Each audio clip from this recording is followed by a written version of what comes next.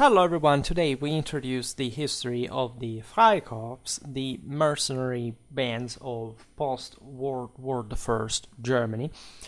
That is an incredibly intricate topic from, say, not too much in terms of essentials, but mostly in the way that's normally narrated, right? There is a lot into it, so that further videos on a bit like the political and social situation in Germany at the moment of the defeat of 1918 would be sort of more relevant. Naturally, we will observe some aspect of the same. There is actually a rich history of the Freikorps before World War I. And this is perhaps a less known, surely in today's pop culture, at least a less known history. A few people care about the Freikorps in general, and they mostly associate them just to the rise of Nazism. But actually, in the immediate post-World War I years, these, and especially in Germany, because of the attempted Soviet revolution in this country, had, say, this is true also in part for Italy, but in different ways, right? Were, in fact, as a German specificity, literally hired as war bands, right? And because considered that at this point Germany could not have an army anymore, according to Versailles, so the government had to invent something else. These are the same years of the Polish Bolshevik War. Basically, the Poles stopped the Soviets, as you know, on the Vistula. If it hadn't been for them, there was literally nothing behind that, because Germany did not have an army. Say, the Western countries were exhausted in many ways, and attempted Soviet revolutions were happening pretty much elsewhere. I have some videos in counting on fascism and the history of those years as well, so that actually the Freikorps were a big deal of a thing, also in strictly military terms, in these very first years, after which they were disbanded by the Weimar Republic, and only later, and just at a much smaller scale, mostly just as a band of thugs, fundamentally, were subsumed by the Sturmabteilung, by the Schutzstaffel, and so essentially bringing to the rise of National Socialism under Hitler's guidance. And there is a lot to it that personally struck me in general, always when looking at the Freikorps as a medievalist, because aside from that history that we will address briefly in a while, because we will not cover it, but one of the 18th, 19th century Freikorps, there were something, say, belonging to the German unification, mythology, etc., and more and beyond, actually. Also in an anti-traditional sense. Frederick the Great said that the Freikorps of the time were vermin, literally. But we'll explain why. Actually, I am very interested about the parallelisms existing with the ancient comitatus, right, of the medieval migration era, and probably classical war bands. That is a topic that paradoxically in those years, I made a video, for example, about Meyring's Walpurgisnacht, etc., were being rediscovered together, in this case with the sort of most extreme right-wing ideologies that in many ways were in fact nationalist socialist, right?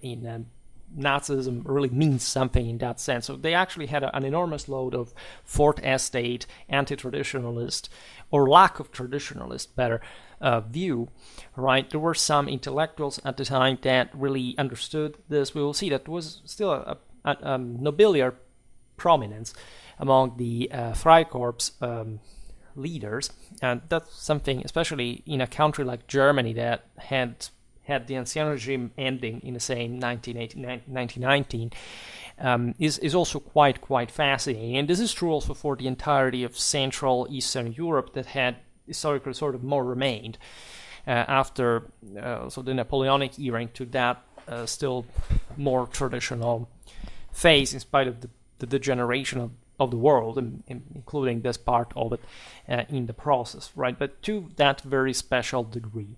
And I say this because when you study, say, at least in pop culture, the general sense is that, oh my god, why did National Socialists rose? Or, oh my god, Hitler was he must have been fucked up in the head for some reason. Like, there is nothing out of the actual motivations that doesn't mean actually justifying them, also because they failed. Let's stress this aspect, right? If for fascism, National Socialism, war was the supreme proof of the racial superiority of these peoples, well, they failed exactly at it, right? So the point I'm making is not just explaining why, of course, these things happened, but realizing that the type of explanation that has been given to us normally in the, I wouldn't like to say post-World War, the Second World, but rather in the sort of socialistically influenced world, in the certain parts, especially in the preeminence of the Anglo-American, but also in continental Europe, of course, we had plenty of that, but not in such an aggressive way. Leftistic ideologist is removing completely, like, the entire meaning of these societal anthropological behaviors as a form of, say, historical explanation of what even phenomena like the Freikorps really were.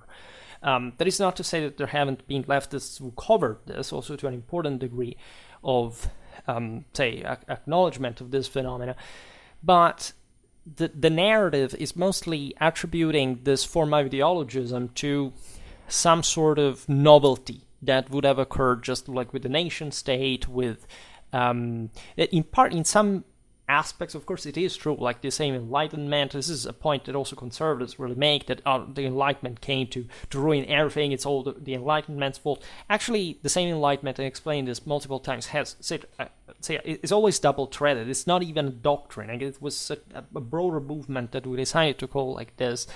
In a civilization, it was changing, in fact, in different ways that weren't just like the rampant progressivism or whatever, and that must be understood, in fact, in what happened before. The before is completely erased, right? So for someone who studied, I don't know, the Germanic Comitatus, the Gaelic Fiannas, the Indo-European war bands or brotherhoods, like the rituals, like, I don't know, the Romulus Kellers, etc. Looking at the Freikorps, it's those, like the same behavior. Right, I'm not saying that at this point they were as, say, civilizationally successful as they were at the time, because as we'll see now, like the Freikorps were eventually disbanded by the social democrats that had been using them, even though the Freikorps actually hated them for having signed the peace, having given away parts of Germany.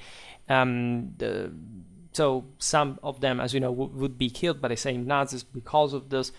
But that's, in fact, the part that you don't often hear, right? It was the social democracy of the Weimar Republic that quite pragmatically and quite, successfully too, so you can't blame them in that sense, used this mostly overwhelmingly right-wing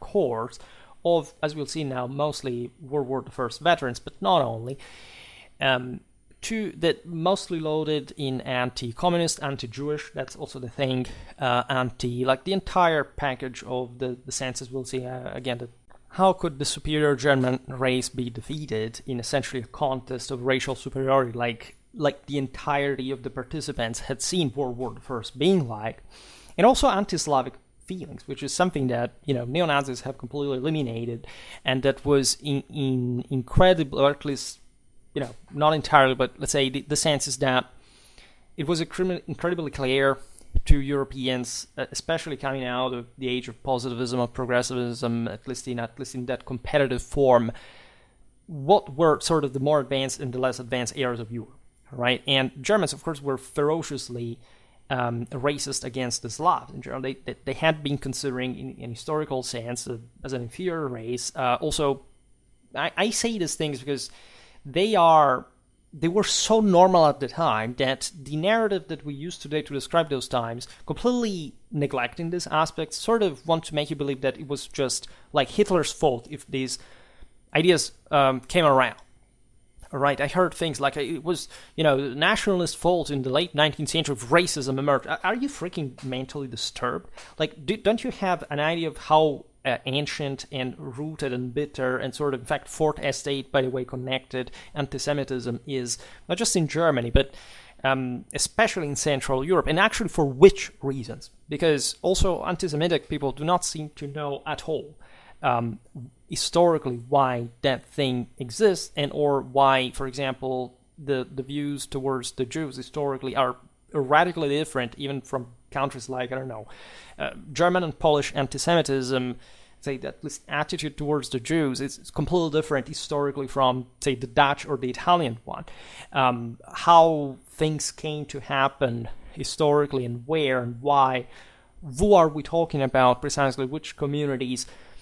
This gets, of course, overly chewed and simplified as always, because they are also controversial topics in general. But the Freikorps, we will not be talking about much of them as well. But while essentially the territories historically belonging to the Hohenzollern that had been just exiled from the same Reich, the Second Reich, were being eaten up by the mostly Slavs, not only in the east. Like, there were German Freikorps carrying out massive bloodshed of Jews, of Slavs, in those very Central Eastern European lands. As you know, there were lots of wars. Also, think about the reappearance of Poland on the map, of how certain chunks of Germany were, say, severed from that.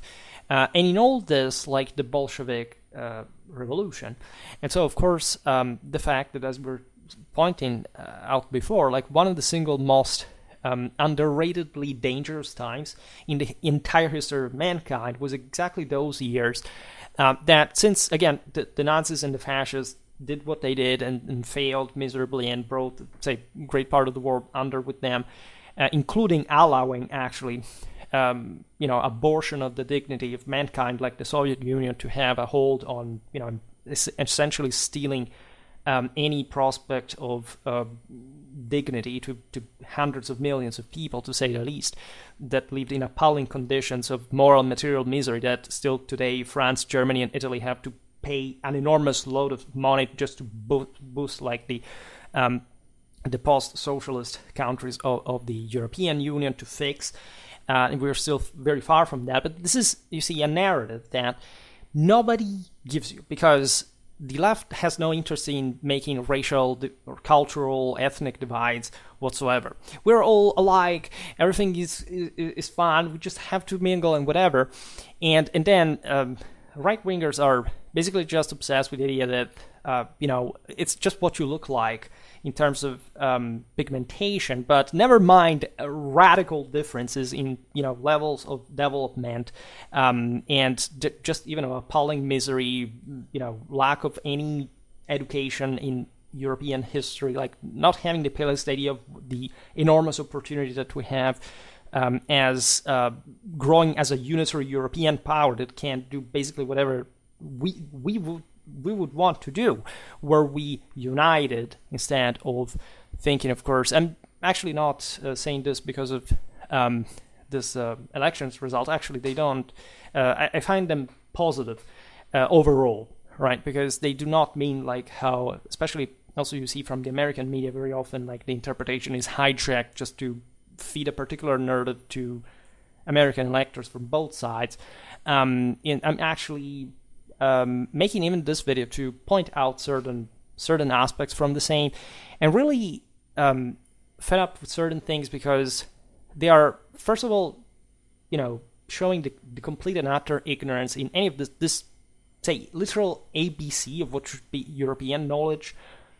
Stop a European on the street and ask them to actually explain what was happening those years. Good luck finding an answer.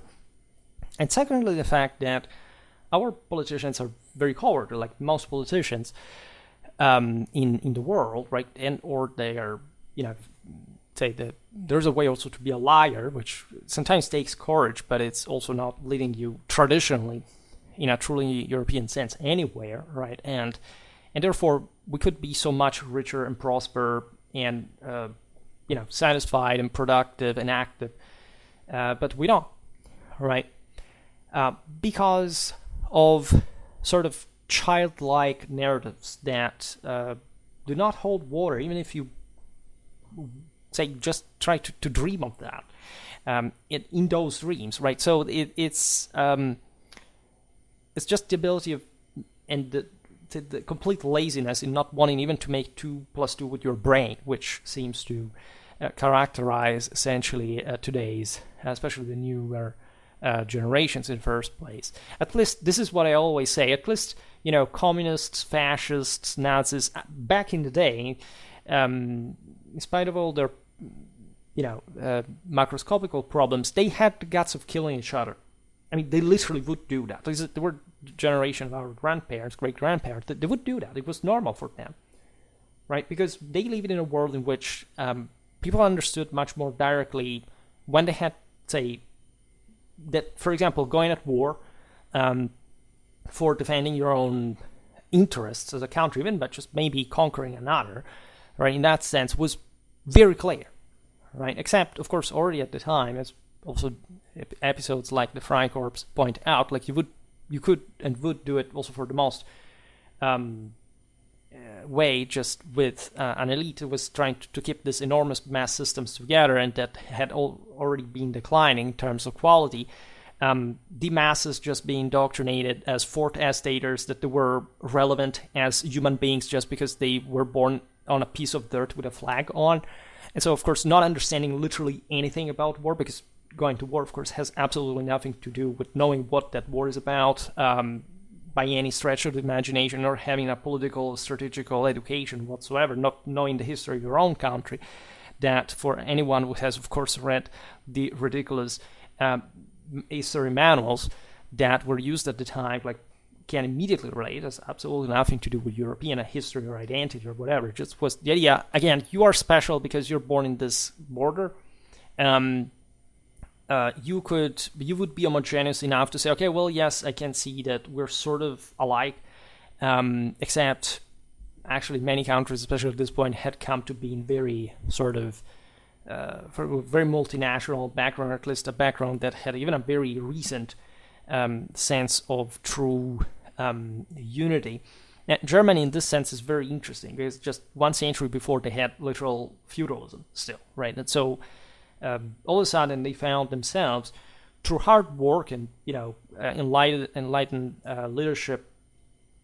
I have my saint icon here, von Clausewitz. That surely means something, but that of course individually hadn't really the capacity to do what they were doing. Like, they were just trained to obey and to do so, and just achieving what could be achieved in that sort of good enough situations. And they failed big time, of course, during in World War I, in World War II, and one must understand that as well. I also find it despicable in terms of European identity and sense of superiority, like this self-sabotaging of the Anglo-Saxon world, that again starts to think that if they had not, say, Britain had not intervened against Germany, that would have been a short war, that would have not been all those deaths, and simply, there would have been a simple settlement between powers. It would have been just like before. Well, yes, of course, like, understanding the exponential military capacities of powers like all the ones involved in the war, sure, it would have been just like 1870, don't worry, right? You would have not had something like would have happened in World War II.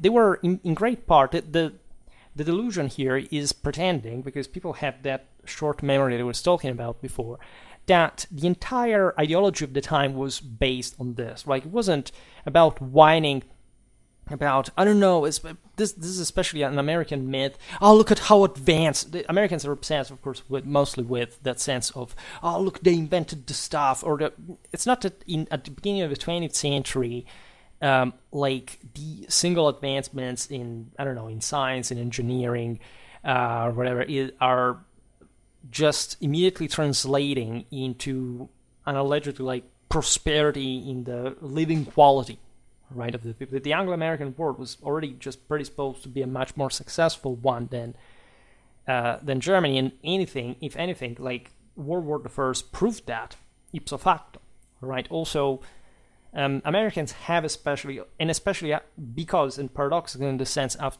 the post-World War II narrative of like the restoration of the lost honor to Germany, the myth of the knights of chivalric, the chivalric soldier was just fighting for his own country and stuff. There's sort of course, evident ethnic sympathy for that. Because if you say, I don't know, the Italians had some of the finest achievements in the fields of physics, of maths, of chemistry, whatever. Who cares about those, right? Those are widows, and that's where it ends. Like, it's an incredibly spoiled and still largely, like, we've been told that sort of the standard pack of minimal references that you have to understand the 20th century. And now, as educationally speaking, it's as if everything was collapsing completely, in which you have essentially masses who literally do not know, anything. But I mean anything about, literally anything about their own country, history, or identity, whatever. And so obviously stress only this sort of superficially identitaristic card, meaning what it means to be a nation, for example, right? People going to war in World War I, even in their fourth estate misery, had at least some, again, better grasp in relative terms of what their country was compared to today's people who were literally alienated from reality to understand, like, even the basics of how, say, civically or socially or politically their own country works, or, anything that is older than, one day in terms of history or whatever is going on. The Freikorps thus offer an excellent starting point to challenge all these weird assumptions that somehow have come up, right? They're not even, they may start from a narrative or another that has been inculcated to us, but now are taking a completely different form that has practically nothing to do with the historical events. So where to start? Because it's really a challenging topic, right? It's obvious that World War I was central in all this. Emerging from the devastation of this enormous onslaught, and defeat, right, in that specific national context, the Weimar Republic of Germany found herself weakened, and especially without a standing army. So in response, they began to establish these military, a military corps, that is probably the Freikorps, to quell the widespread unrest and maintain order in a nation beset by protests and turmoil. This aspect, as we'll see now, is extremely important. Like, Germany was to turn into a Soviet country. Hadn't this occurred? Right, this was happening in most countries, even among the winners, right? And there were at some point, like in French history later, there was essentially at some point a crypto-fascist government, as much as a de facto communist one, with the French Republic sort of still surviving, democratically speaking, in that context. These years, 1918, 1920, were the ones of the communist uprisings in Italy that were put down by the fascist bands that originally had actually nothing to do with Mussolini, that just came to sort of control them later and become a fascist himself. There are some parallelisms, at least as we'll see now, with also the National Socialism. But it's not the same thing as we were saying before. So the risk was really concrete. The Freikorps carried out their duties with fervor, laying the groundwork only later for the rise of Nazism, that after all would soon follow at the end of the day. And there is, of course, a fil rouge, very big one between the two phenomena. Because these people were literally coming back from the front immediately while the country was falling apart. As you know, it was the mutiny of the Navy. In fact, the first Freikorps were organized in the north, in Kiel, to put an end to those. There was a communist revolution started in Berlin. and there was also the Bavarian, if I'm not wrong, Soviet Republic at some point was a thing.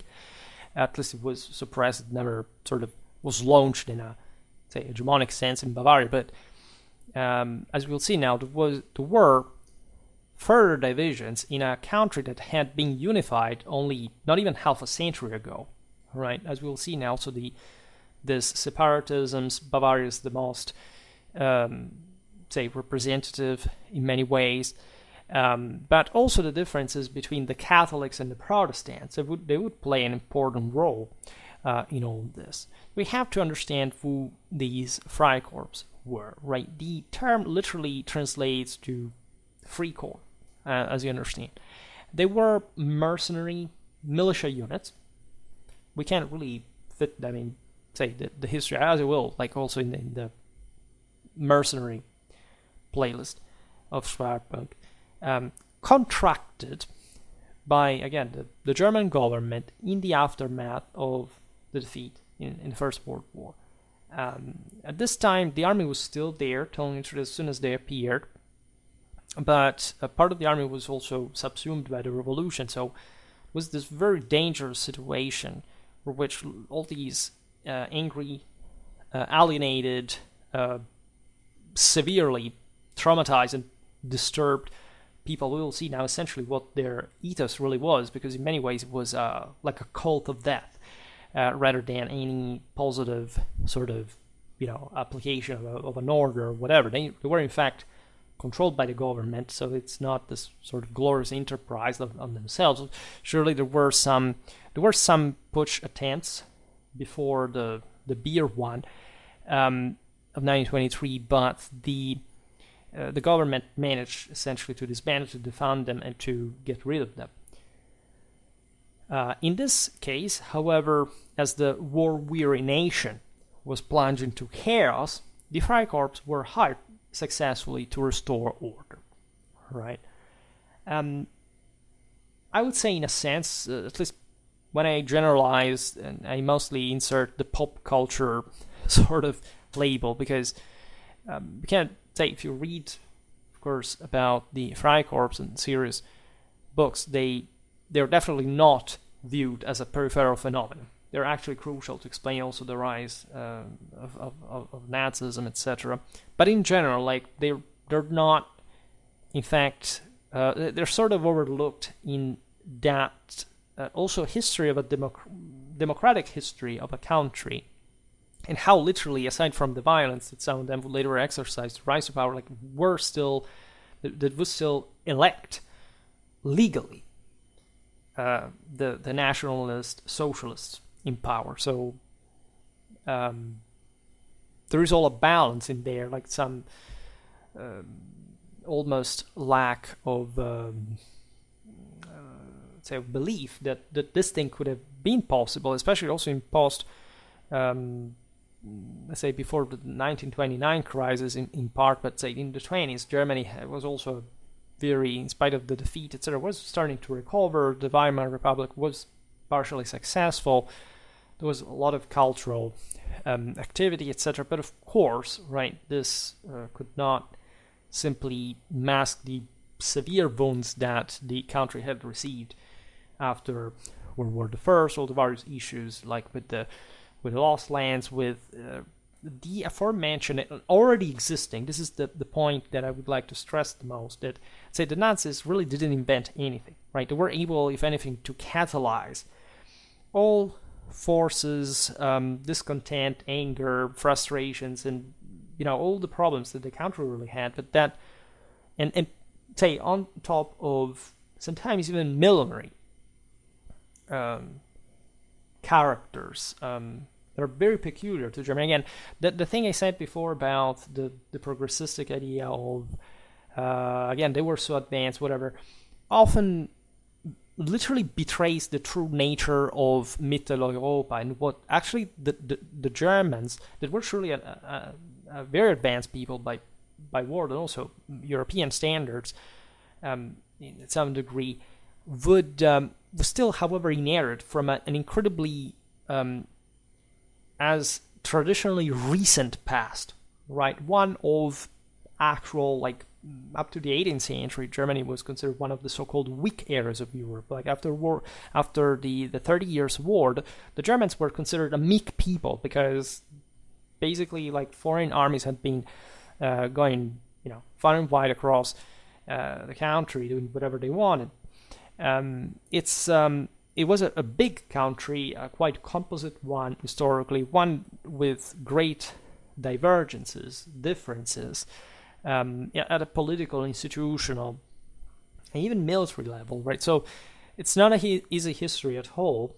Everybody is, to some extent, understandably obsessed with Nazi Germany and the more recent past, but you cannot understand that if you don't study German history, like the very origins, if you want. So that's yet another reason why we have to get into modern, contemporary history, right? And the reason, by the way, that's a little historiographical note, why the Freikorps had come around was the tradition that had been existing, in fact, within all these, the previously exist and partially still existing, that Germany is still a federation, and say the head of government, later the same Hitler, would bear formally the title of King of Prussia, because that word was sort of continuing in the Ancien Regime specificity, the Sonderweg, to an extent, for probably how the Germans had explained the fact they had actually lacked de facto politically compact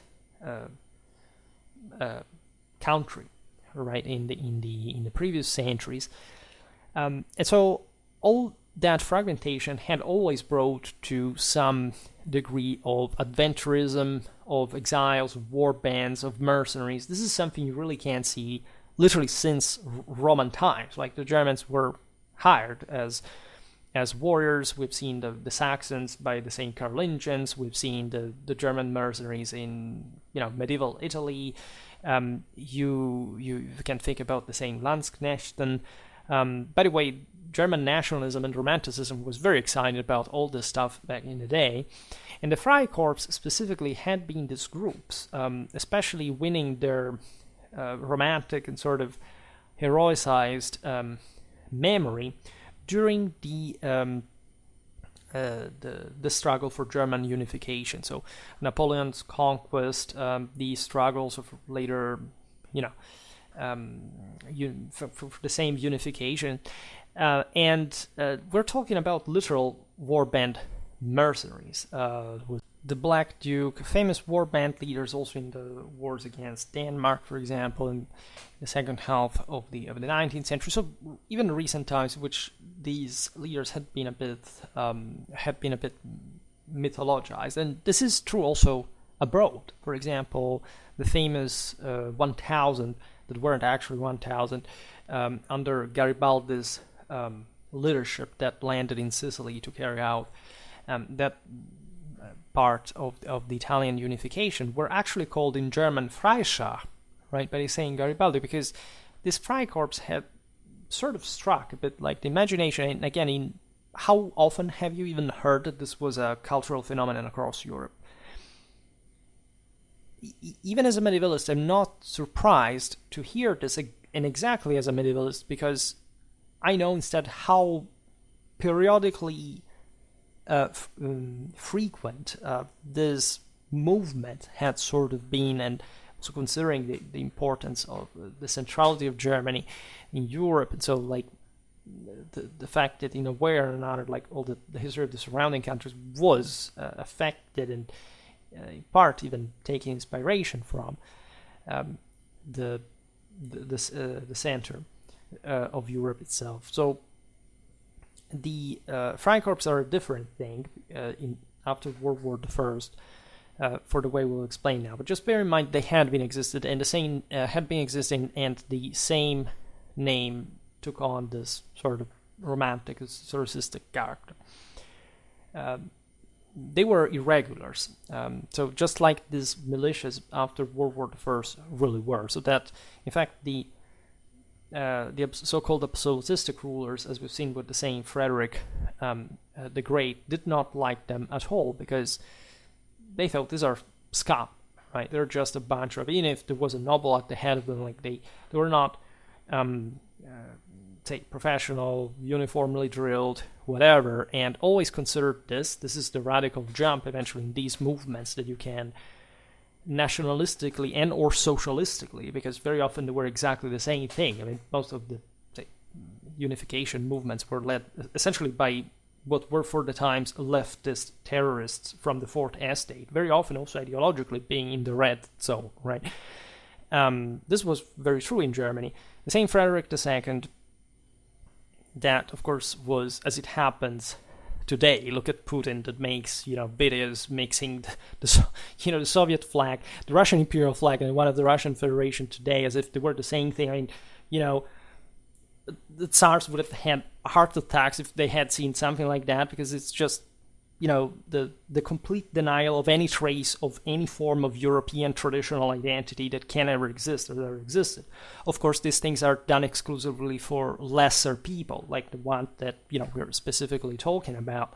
And of course it works, but it works only to the minimal extent to maintain that, say, maybe that extra hype for a bunch of people that at best can get killed, on the front lines, without even knowing what the hell is going on. So the thing repeating itself. But Frederick II would have, of course, loathed, as he has said it, many occasions, of course, any form of this revolutionary principles that to him had to be solved simply by hanging, right? So conquering other countries as, an imperial authority provided by some, nobiliar ancestry and sort of traditional history is one thing, even though we're talking in that case of Prussia like a Protestant sort of, therefore immediately anti-Catholic regime, so one that could have not ever been reconciled with the Holy Roman Empire in a, say, observance, of course, of the papal imperial connection. And of course, so like at that point, the Holy Roman imperial title held by the Habsburgs, first of all, but also later, really, the chance of unifying Germany in an imperial sense after the Holy Roman Empire had been disbanded because of the Jacobin ideology of that Napoleon, in a way or another, was carrying.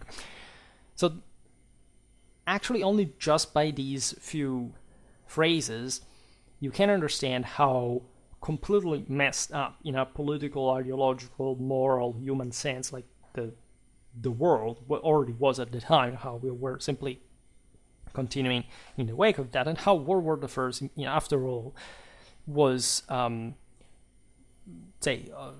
owed much of its causes to, even though, of course, there was some traditional aspect. And I wouldn't like to hide this. I mean, any success, any force, any power traditionally comes from God recognizing that your own virtue is worth of His grace, / the Imperium, / the Holy Ghost, and / winged victory, / eternal glory, achieved, in fact, in self-sacrifice in holy combat. Right, so that also actually the doctrinal aspect of this was being revived, especially in the age of mass society that had been personalizing, we can so say, so alienating so much the world from its traditional roots, that was sort of re-emerging through, in fact, the studies on Indo-Europeistics, on, let's say, the same history of war, by the way, with some level of very good, understanding, except the masses were not, of course, schooled or intelligent or capable to understand any of this. So, at best, nationalism and or socialism could, and it would always compenetrate one another, because at least socialism is specifically designed to undermine any humanity. Nationalism is just the last step towards socialism / communism, and complete that, telling the truth, because it's still a collectivistic, say, individually cheapening ideology. And at best, in fact, this ideology would keep blowing on the embers of the lower instincts of the of course completely unfit and trained, mentally speaking, masses for the necessary faith and sort of ascetic spiritual cathartic predisposition of self-sacrifice into holy combat with actual success, not meaning, you get killed as they told them, like in Warsaw.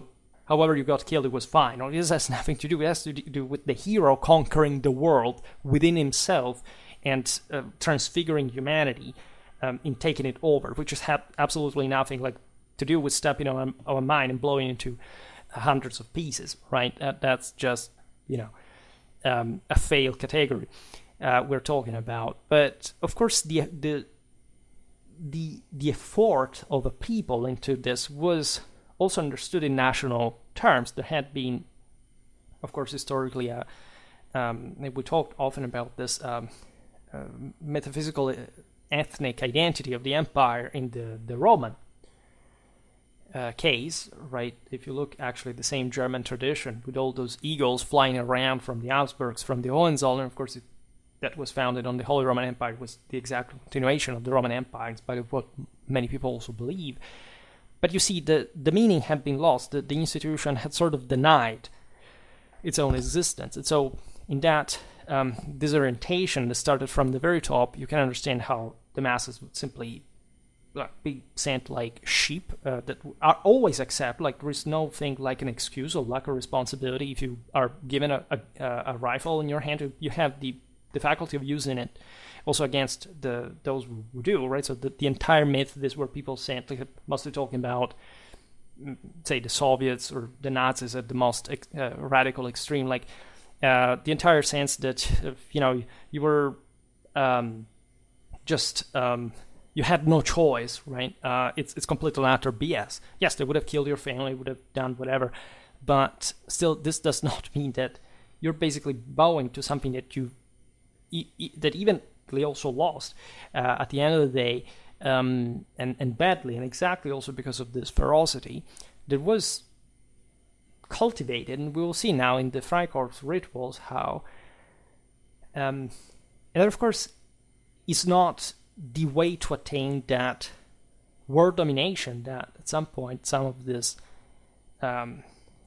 say at least the chiefs, right, of the movements, also the same Nazis that at the elite level were much more mystical and sort of less compromising than their own actual politics, right? In some ways they were very anti-Christian, for example, and yet they needed, of course, the support of a Christian and say totally Christian country like Germany to rule, for example. So we're talking about levels of complete and utter disorientation at every level of the hierarchy that produced the disasters that we all know. So let's start from World War I, as we were pointing out. Now, on September the 12th, 1914, just 6 weeks after the beginning of the war, the latter had, on the Eastern Front, reached a pivotal turning point, right? Marking the end of its initial so-called movement phase, Bewegungskrieg. Suddenly, the opposing armies found themselves trapped in a daunting and unforeseen situation. It was the brutal and colossal stalemate of trench warfare that had actually nothing to do with trenches or shells or machine guns. It had to do with the fact that major colonial, industrial, regional powers were trying to knock one another down in this terrifying iron arm confrontation. That for that reason, just on the Western Front, turned out into a deadlock, right? In the East, it was different. In Africa, it was different. Like there was, in Asia also was different. So, again, you can absolutely have a movement warfare also in the age of, World War I, as you know. In fact, at the beginning, it had really sort of worked, right? But we know what we're talking and why specifically about on the Western Front.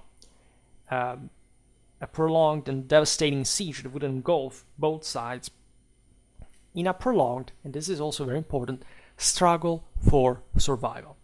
this was not a simple settlement, right? People who do not understand really how war works in a strictly strategical sense think that, again, there could have been a simple settlement and just like in the Franco-Prussian War, right? In a time in which, of course, Germany would have not had any capacity to, for example, occupy France, right? In World War I, that actual capacity, had the Germans, say, let's assume, defeated the French immediately, managing to break through, seizing Paris, etc., would have led to much more impacting consequences internationally, but also continentally in Europe. And with a Middle European expansion, there would have hardly been stopped anyway. After all, that's exactly what happened in World War II. But people who often counter that narrative say, you think that, I don't know, because that's what they always say when they quarrel with one another, saying why would the British have to step into the continent.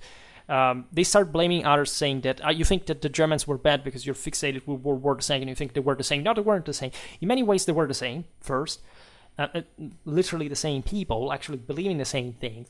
And secondly, like, with a power, again, that was not at all, like, generated simply in the 1930s. Like, we're talking just 20 years before the capacities to actually overwhelming the enemy in one severe shot and prolonged warfare were already displayed during the same World War I. And if anything, it's exactly the exhausting nature of the same at the end of that terribly prolonged effort that prevented, in fact, at some point, Europe even to defend itself from the communist threat. That literally, again, if the Polish army had been defeated by the Bolsheviks, like, would have led to the Sovietization, a sort of, more likely like the say Cold War utopia, with also like the lack of nuclear weapons to simply prevent like the deterrent aspect of the story. And so just always reflect on this. Reflect on what it meant also during World War II, the Germans to, for example, still trying to knock out the Allies until late 1944 on the Western Front to concentrate on the East. And not, for example, accepting that the war was lost and maybe allowing many people in Central Europe not to fall under the socialists. Just thinking, okay, if we are the Germans, we fight to the end. In any way, because we don't accept neither one thing or the other. Admittedly, many Germans, as you know, began to surrender on the Western Front, of course, against Hitler's views, whereas in the East they were much more motivated, and there is an evident reason why. And what is paradoxical, many neo-Nazis are from what was former Eastern Germany, saying things like, I don't know, we preferred when we were Soviet puppets than under the terrible Western world, right? That basically the only reason they hate is because they fail into, like, in the fact that, again, you cannot culturally, politically, or morally dislodge leftist people in the Western world is your personal failure as a human being. It has nothing to do with the superiority of Western civilization. That does still allow us to do that, for that matter. So these things started beginning at the time. Naturally, everything was unpredictable, but we risked. In hindsight, we can see how much we risked and how much at the time. The German army's hopes for a swift victory in the First World War were notoriously pinned on the Aufmarsch II, was the battle plan more commonly known as the Schlieffen plan. I would really like to make multiple videos on that to fully explain why it failed, right? Like in war, like nothing's really like 100% doomed to fail, but there were severe flaws in it, and I know it's sort of an evergreen. There are plenty of videos on YouTube, but I would like to give my personal explanation. The reason why it was sort of nicknamed, better known as the Schlieffen Plan, is that it had been created by the General Alfred Graf von Schlieffen and later modified, especially by Helmut von Moltke that was the nephew of the renowned Field Marshal Helmut Graf von Moltke of the time of the German unification. So we're talking here also big names, and especially minds that had been soaked into that very specific doctrine, which also derives from the Clausewitzian, the Scharnhorstian school. These had been, pupils back in the day, in this crucial moment for German unification, but also probably the Prussian success in that particular time in history. So the latter's uncle had cautioned his successors about the perils of fighting a war on two fronts. Right? This was simultaneously against France in the west and Russia in the east. It was the German problem, historically. In contrast, Moltke's nephew faced the daunting task of implementing a plan that was widely regarded as infallible. Right? It had to be, because basically all the chances of Germany to win the war were based on that immediate strike on France, and the capacity probably of settling it there, like in a as the major fort, and so a quick one. Right, the Germans were very much into that sense of direct, say, offensive aggressiveness, because strategically speaking, is if you have the power, you know how to concentrate it, is the sort of soundest thing to do. There were lots of, again, political, moral, and cultural reasons pushing for this. There was all the, in fact, the archetypal struggle here of the Führer Germanicus versus the Führer Gallicus, the German and French nationalisms, how these peoples were seeing each other, especially after, mostly the Franco-Prussian War, and so all the unsettled business. But in a way, back in the day, historically, we make a lot of videos about Louis XIV. We know how, in fact, the Germans, especially in the age of nationalism, were to justify that previous weakness, after all, on the international scene, that in many ways was also interpreted through the inferiorization and the demonization of the adversary. It was completely normal, as you know, in the World War I propaganda and before, and every country did that, right? There isn't like the boogeyman just from one side or the other's propaganda, right? It was very, very much in parallel. Regarding the default of World War I, that's a very interesting topic, and there is a meme I've seen recently that says like the zero, like vanilla version, saying, it was nobody's fault that World War I broke out, and then, or something like I don't remember where first this or that, the fact that it was Germany's fault, and then the hyper vision was instead, it was everybody's fault. And yes, it is technically correct, but it's also true that there were countries that, let's say, Germany, just in its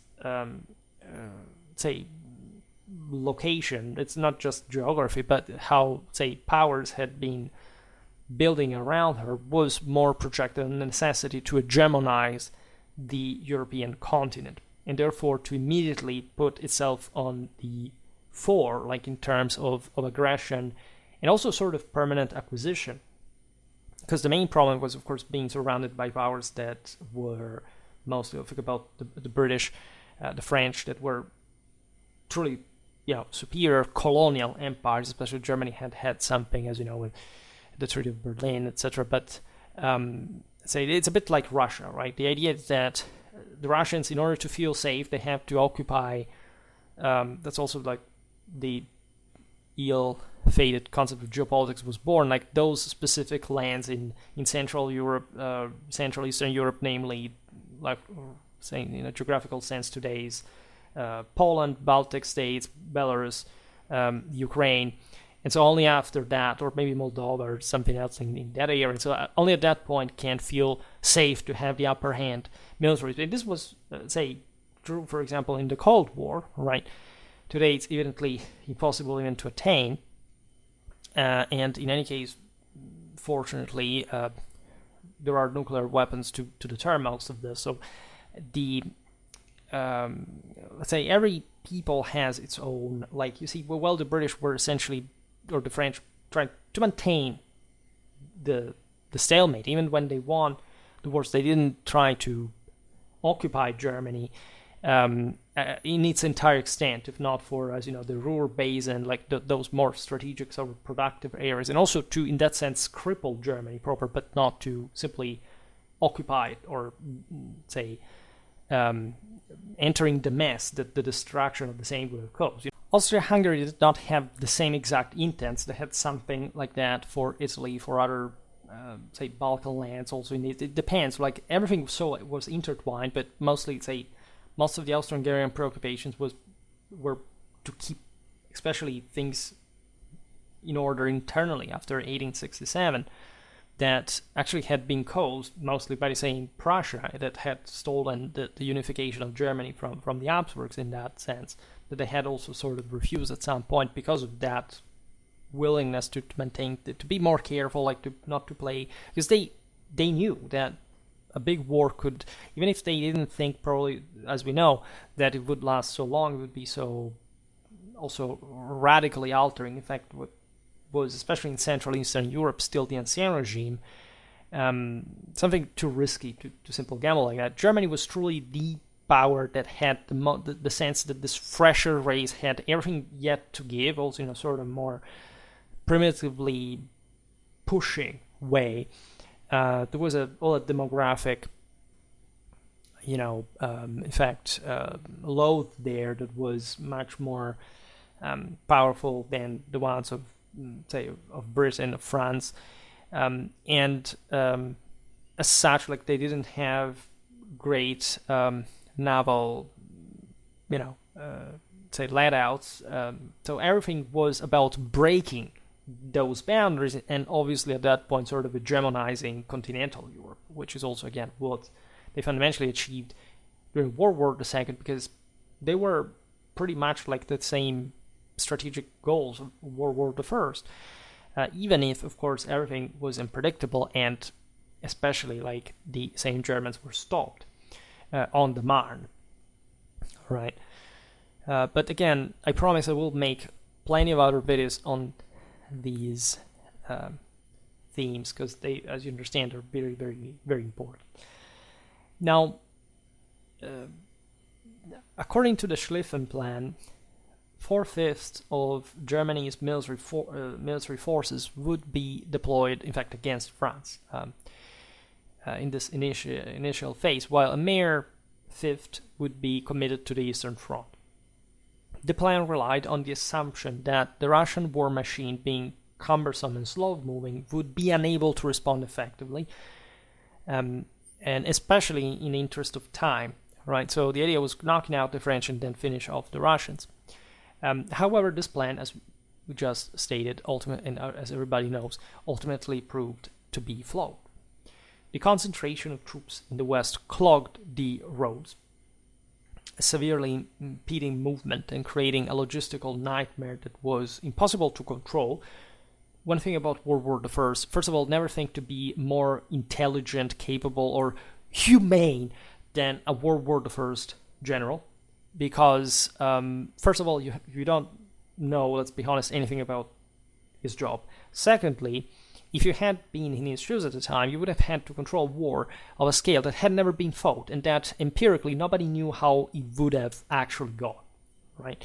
And just in the same most practical aspects of the same, like World War I was not fought the way it did because somebody made a mistake in conceiving how it had to be fought, right?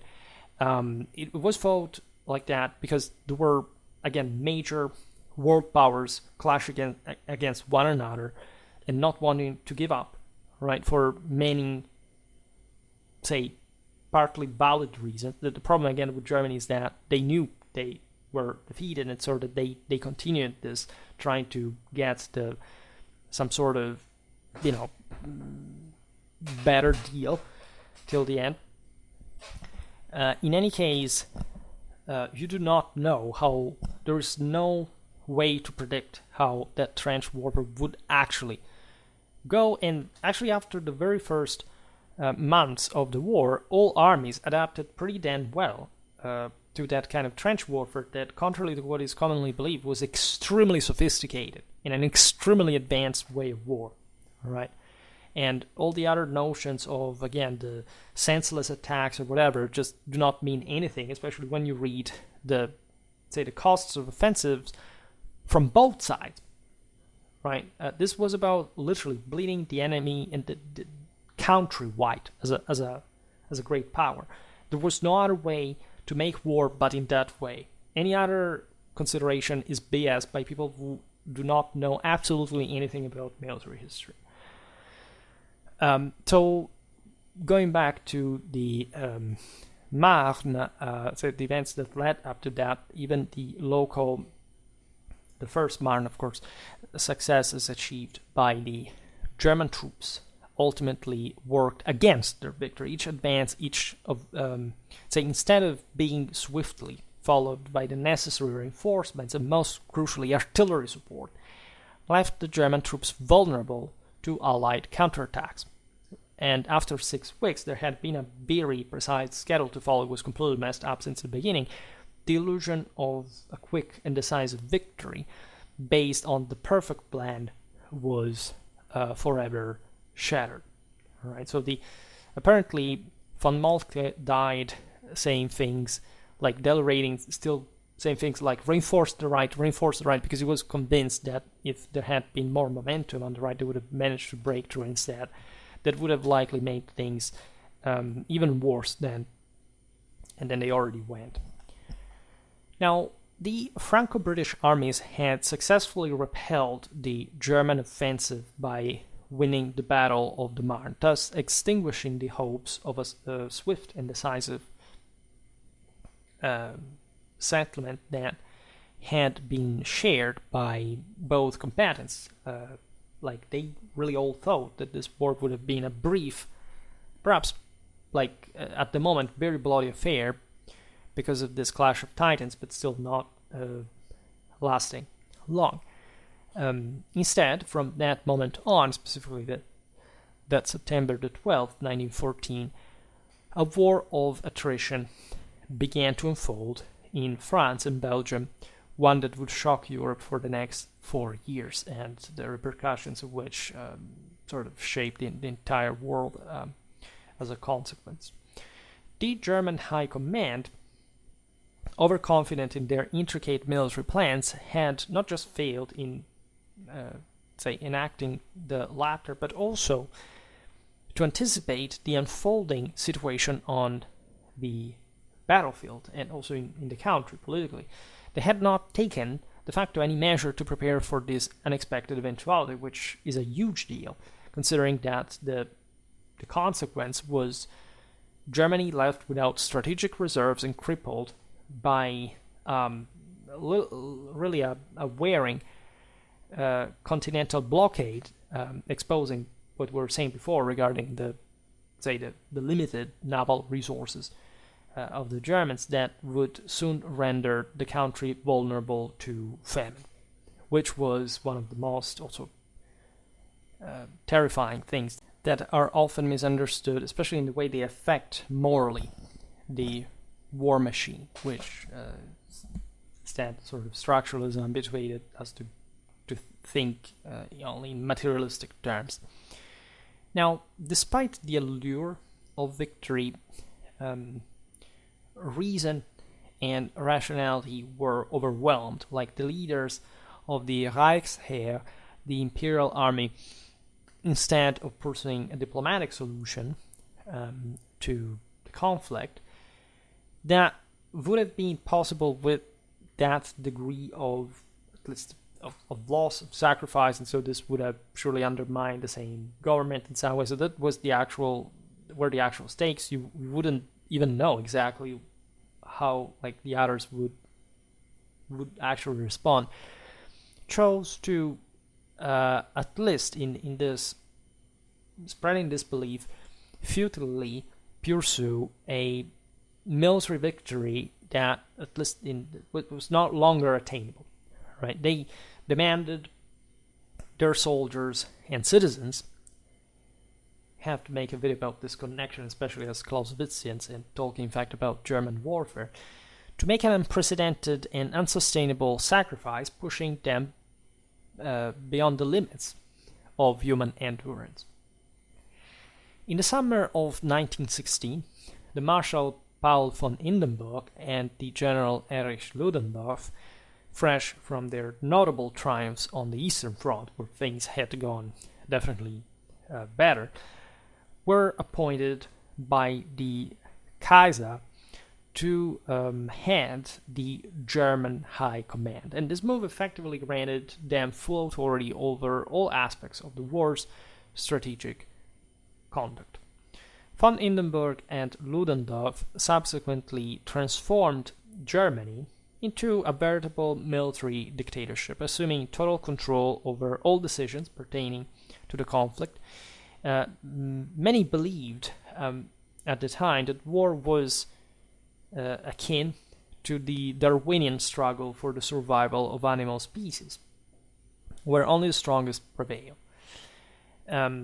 This is like something that's been often undermined by saying, but Darwin doesn't actually say the strongest, it just means the one that adapts. Yes, but how does that adapt, right? And how does, the spirit proceed in this? Like, can't evolution have worked backwards, meaning that we all degenerated from a greater being rather than the other way around? Because some of you would say, oh, well, Schwerpunkt doesn't know about, fossils and whatever. Well, yeah, there is actually a traditional answer to that, which is pretty bewildering to some extent, but I promise I will put out a video about that as well. But it's not so important, because what really this Darwin Darwin is associated, in fact, today with that kind of almost zoological materialism / determinism, right? But that is the actual flow. Not much of the Darwinian ideas, but the Darwinist sort of theory that came out of that. Besides this, and more importantly, the struggle between nations was something like much bigger than the same scientific theories of the time. These were reinforcing them, but they weren't the only thing that existed out there. As we were pointing out, there was a lot of mysticism surrounding, again, the necessity of purifying blood through this struggle, divine, according to a divine principle, the idea that war essentially sharpens, selects in the strongest, and at least the most fit for command, because ultimately war is that political instrument. And as such, the struggle is not about just what race is absolutely better, but which one can, in fact, transcend itself into this, in fact, transfiguring endeavor that the same warfare is. And as such, it was truly about a war domination, right? The Fourth Estate, the lesser people, again, how they were schooled at the time. Sometimes for the very first time, they were simply told, right, there are quite eloquent passages from many ministries of education from the age, like, there's the competition of pre-war, telling exactly the minimalistic level of education that the average person should receive. They simply and explicitly say we should indoctrinate in them simply at being people who will work, fight, and make children. But you notice that there is nothing doctrinal eventually in the explanation. There is nothing about the sacrality of the struggle. There is no reference to the universality of the values, what the European imperial tradition had fundamentally been about. So some of those values were still alive, virtuously speaking, but they were, as we were pointing out before, becoming ever more, let's say, instinctive, rather than being well articulated in structure. I mean, if you read the Mein Kampf, that Hitler basically makes the same point. He literally says, just those few that will have to go on becoming historians have to study history. For the others, let them do just physical education, because education basically otherwise intellectually doesn't serve any purpose, which of course doesn't make any sense, because one thing is complaining against intellectualism, and so this idea of contemplative and in fact soften up approach to reality that detaches from the action, whereas all the actual imperial traditional European beliefs, and not only, because they're found to be found pretty much everywhere, revolve around the idea of a necessary asceticism that must be founded on some world understanding, because without that understanding you can't quite fully even elevate yourself at the beginning, right? One thing is, of course, leading the ultimate struggle and acquiring that wisdom in the process. But in this sense, like, what's the price of having like a radically ignorant people that is being indoctrinated just in the sort of most instinctive pulsions, and to give way to that sense of anger and satisfaction and researching almost just suicide rather than self-sacrifice in holy combat, and not really giving any answer in a doctrinally unifying sense. That's the actual problem of this all. And again, this is not to say that some intellectuals that were actually fighting in the trenches didn't not know this, right? And some of them would actually become part of the Freikorps, but they wouldn't have that capacity to. It was lost at this point in history, like to render masses aware about such, like the level of the imperial Catholic tradition. So in simpler ways, a nation's strength was often measured by its ability to demonstrate unwavering self-discipline. The Germans were good at this because they had, again, been mostly ruled, like up to very recent times, with a very sort of hierarchical system, without much of a further objection. Like that's feudal private mentality had remained very recently in time without any sort of sense of a greater, or at least if a greater state had been built by, of course, the Hohenzollern, their ministers, and so on. The thing was still like not handled, but by a few that with the rest had just to simply obey in that sense. The same stemmed in great part also, we explained it in some videos about early modern warfare, by the specific and peculiarly Protestant sense of discipline without questioning, because of course works are worthless, and so what you have to do is just being carried away by the current. There were sort of many different, think about Hegel's idealistic idea of some people being completely worthless and just being carried away by the great leaders, that however relatively leaves unexplored the idea of how much could that individual contribute eventually, like were he more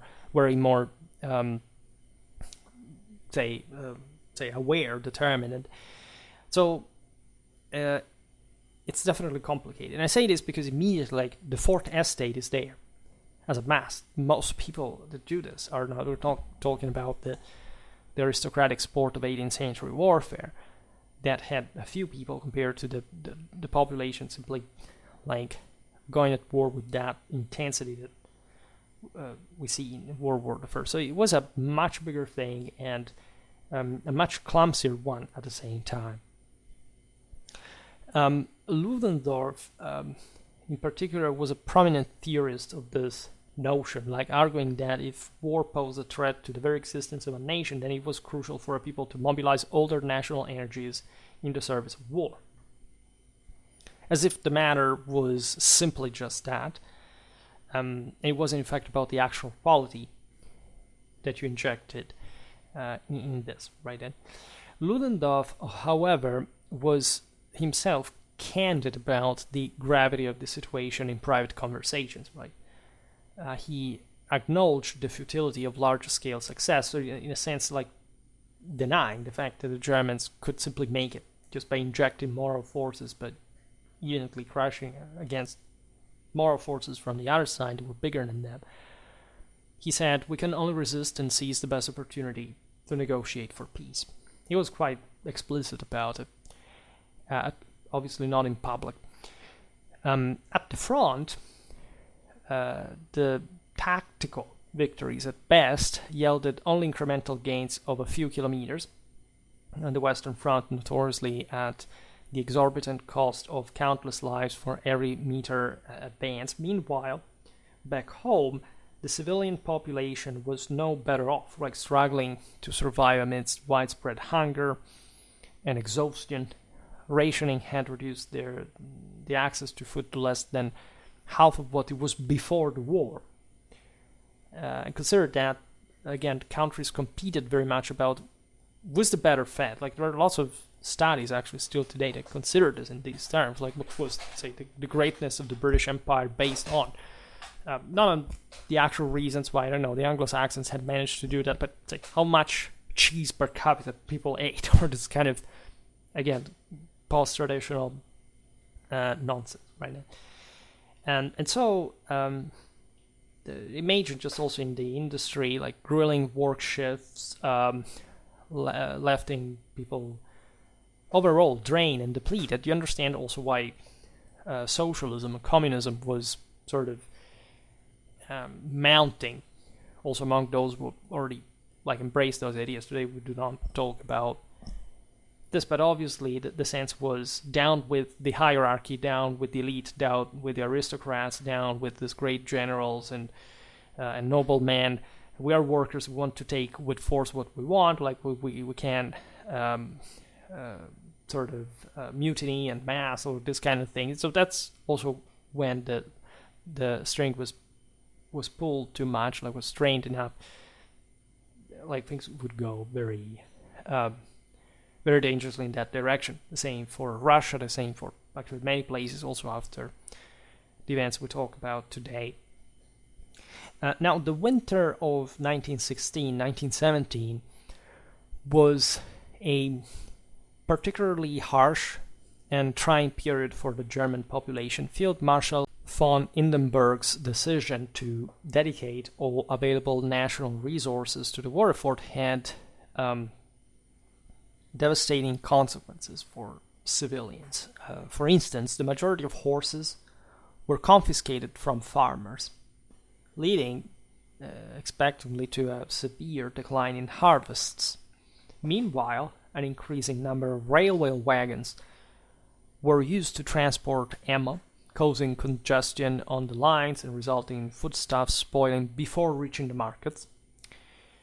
With domestic supplies already scarce, Germany was forced to rely on imported goods. Sweden, for example, was able to provide a particular type of turnip, a staple crop that was used to actually feed pigs, right? But during this winter, the vegetable became a staple food for many Germans, effectively replacing potatoes in their diet. And actually, there is actually a very important chapter in the German war economy. It was the Schweinenmarkt, which was a sort of like, this is also talking the efficiency of the Germans, in, ironically speaking. Like they thought, okay, let's say pigs eat a lot of potatoes, so let's actually kill all the pigs because they eat too much potatoes that can be eaten by the Germans. Now, of course, killing pigs brought to a complete collapse in sort of many other, not just from probably the pigs, meat that's much more costly to produce than potatoes, but also in the entire work, like the consummation, etc., that reduced dramatically the same agricultural output of Germany, because of which many more Germans died, right, and of hunger and say other illnesses connected with poor nutrition, right?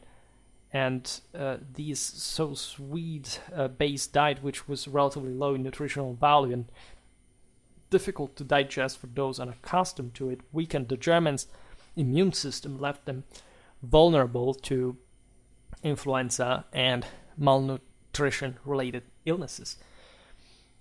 The death toll from these causes alone was estimated to be over 400,000 for the Germans. Consider that this is also the time of the Spanish flu. Right, my great-grandfather was recalled from the front because my grandmother, who had been sick, was about to die. I would have not existed. Actually came back from the front and he found his son dead because of the same Spanish flu, and my grandmother had actually survived. She was given the last anointing. They felt, just for telling you how sort of like this for Europeans is really a memory, and worldwide of course, but connected with the war as we were into it is really something that we can all share from different European countries. And my great-grandfather, by the way, buried his son and went back to the front. Just a little note. So let's talk about this other aspect, the idea of the invincibility of the German soldier that was pushed by the relentless German propaganda that was persisting in that intent of validating the sacrifices of the war by reiterating, in fact, the notion that ultimate victory was inevitable and that the German soldier was invincible, right? And this had been built over the generations through, in fact, the German unification, say, the spread of nationalism, the recovery of the German past and identity and romanticism throughout history, the myth of the empire, of the warriors, of the Teutoburg forest, of medieval mercenaries, and more, right? And again, there is no doubt that the Germans were tough. Like, as a people, they had been, like, again, this fresh nation that had emerged, ready to prove, like, what others had sort of already become too soft and gentrified to be interested even in. And so never think that this does not have like a deep moral truth to it, meaning that these forces can be measured. Like the sacrifice of the German people as well was astonishing. Like it was, as we've seen, like not overly exceptional for, of course, 19th, 20th century standards of what, say, this nation states can be, but it was definitely, like, remarkable and stubborn and, like, showing that toughness. That something that we'll see also, again, from the...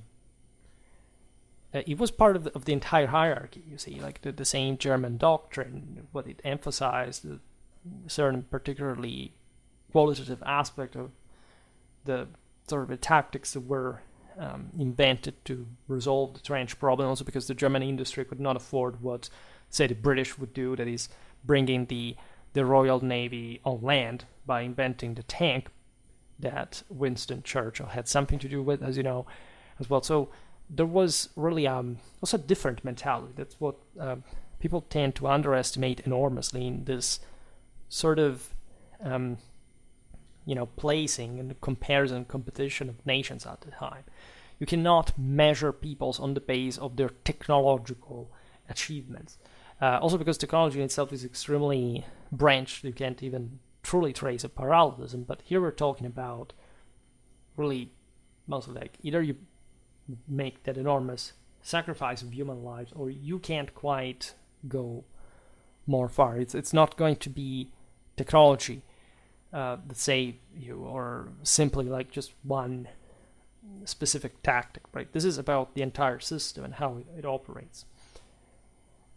So as the truth of the pretty dire situation could not be longer concealed, and the notion that the German soldier was invincible was increasingly challenged by actually the accumulating evidence of defeat, a perverse narrative took hold in Germany, eventually becoming a dogma in the most fervently nationalist circles. And this narrative, and this is really the peculiarity in many ways of not just of Germany, but especially of those years and And in the German case, because of that particular past, and we'll try to explain also better how and why, that was designed to, of course, mostly absolve the political and military leaders.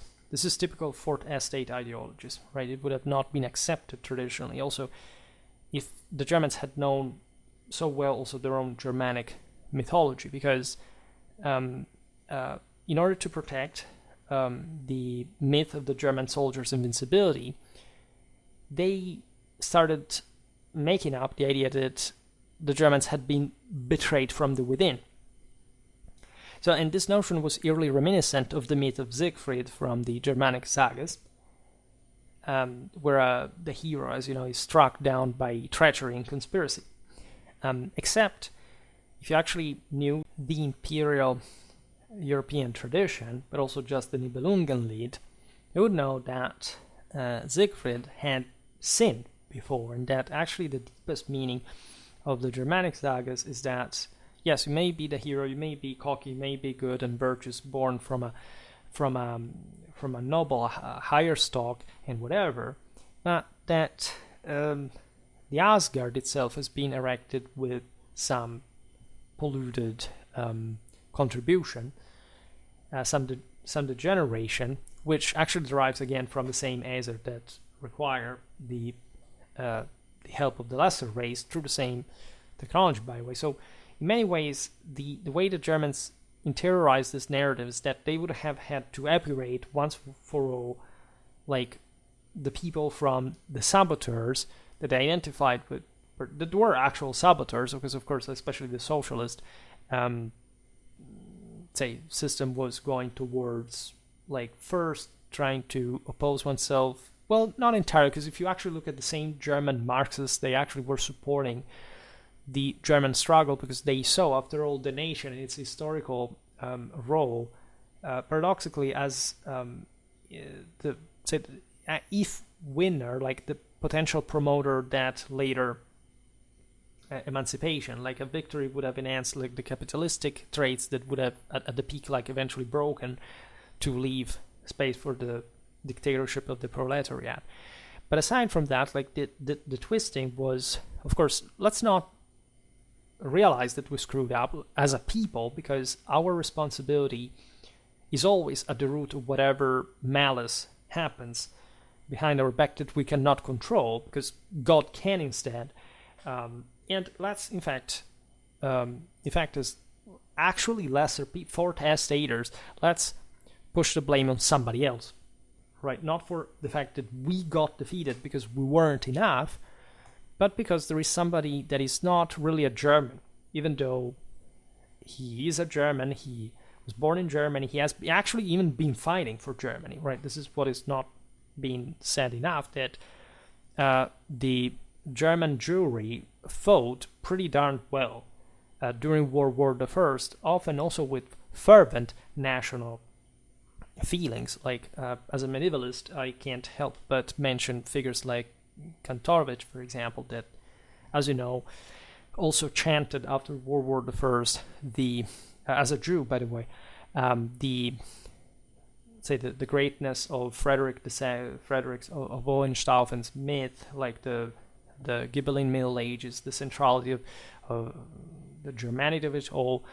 Like, Kantorowicz, as you know, would escape the Nazi persecution because he was actually revered in Germany until, like, of course, there were the racial laws, and he was isolated. He sort of abandoned Germany before the wars could happen. And as he lived the rest of his life in the United States, he at some point grew, he developed a sort of guilt feeling for having chanted those national works towards Germanness, and thinking that he had been contributing to fuel, given the concentration of anti-Semitism among the nationalists, this kind of the same racial laws, right? It's not, by the way, that if you look, especially the history of the Soviet Union, Jews were treated particularly better. Like, it's true that there was less of a scientific, persecution and, the interesting thing about the Soviets is that they sort of knocked out one another. Like in Nazi Germany, you had the SS. There was a hierarchy. You knew who was who. In Stalin's world, everybody could be taken out for any reason, right? So it was not much about even the very strongly present anti-Semitic feelings that existed and still exist in Russia, by the way. But like from the German side, also like the most famous one, how things really went, right? So instead, again, of accepting that, again, Germany had been defeated, point, and that if it had been better, then anybody would have defeated also the internal enemies. Like this sense of conspiracy of defeatism emerged, right? Rather than the actual failures of shortcomings. So the government cheating on. It was, well, likely someone from the soft sector of society that had grown resistant to the necessary sacrifices and compromises that came with the war effort. Again, if you, like in this sense, like the general pro-war narrative is right. I mean, if you're truly the strongest, you win, right? And so you have to sacrifice yourself to the last. And there were many Germans, as many people all over the warring countries that truly embodied heroically that supreme sacrifice. And also not for, say, necessarily for specific political doctrines, but because they understood, of course, what was at stake for their fatherland, for their families, their future. So we cannot, of course, gnostically and thus heretically separate simply the two things. Everybody was politically oriented in a way or another. But of course, there is something else about war that truly traditionally has that cathartic relevance. And at some point, however, the system breaks down and the most painful aspects emerge. Like what I would say from military history, that the most interesting thing is to look at the defeated, not much the winner, because the winner doesn't even think too much about this. What is being lost, right? You can see this about different peoples. Look, even for example, in the Soviet Union, if you look at the Russians, they sort of exorcised what happened, like the tens of millions. Like so they have very weird, strange, we're all aware of sadly of this, but say their own unheard sense of historical fantasy, But if you speak with Belarusians, for example, that are not that different as far as that general weirdness, like I was saying, basket, but that was a people who had literally 1/3 of its villages wiped physically out during World War II. So actually they have a much gloomier sense of what that was, and they don't go so lightly on that like their eastern neighbors really do. But going back on topic, like even as early as 1915, protests erupted in Germany, mostly in the cities, of course, that were like the greatest concentration. Like now, mass society was changing the face of the world, and the Soviet Revolution started from there too. And this was happening due to food shortages. Right, the situation only deteriorated further in the subsequent years due to the government's misguided attempts to address the crisis, including the Schweinmord that we pointed out before.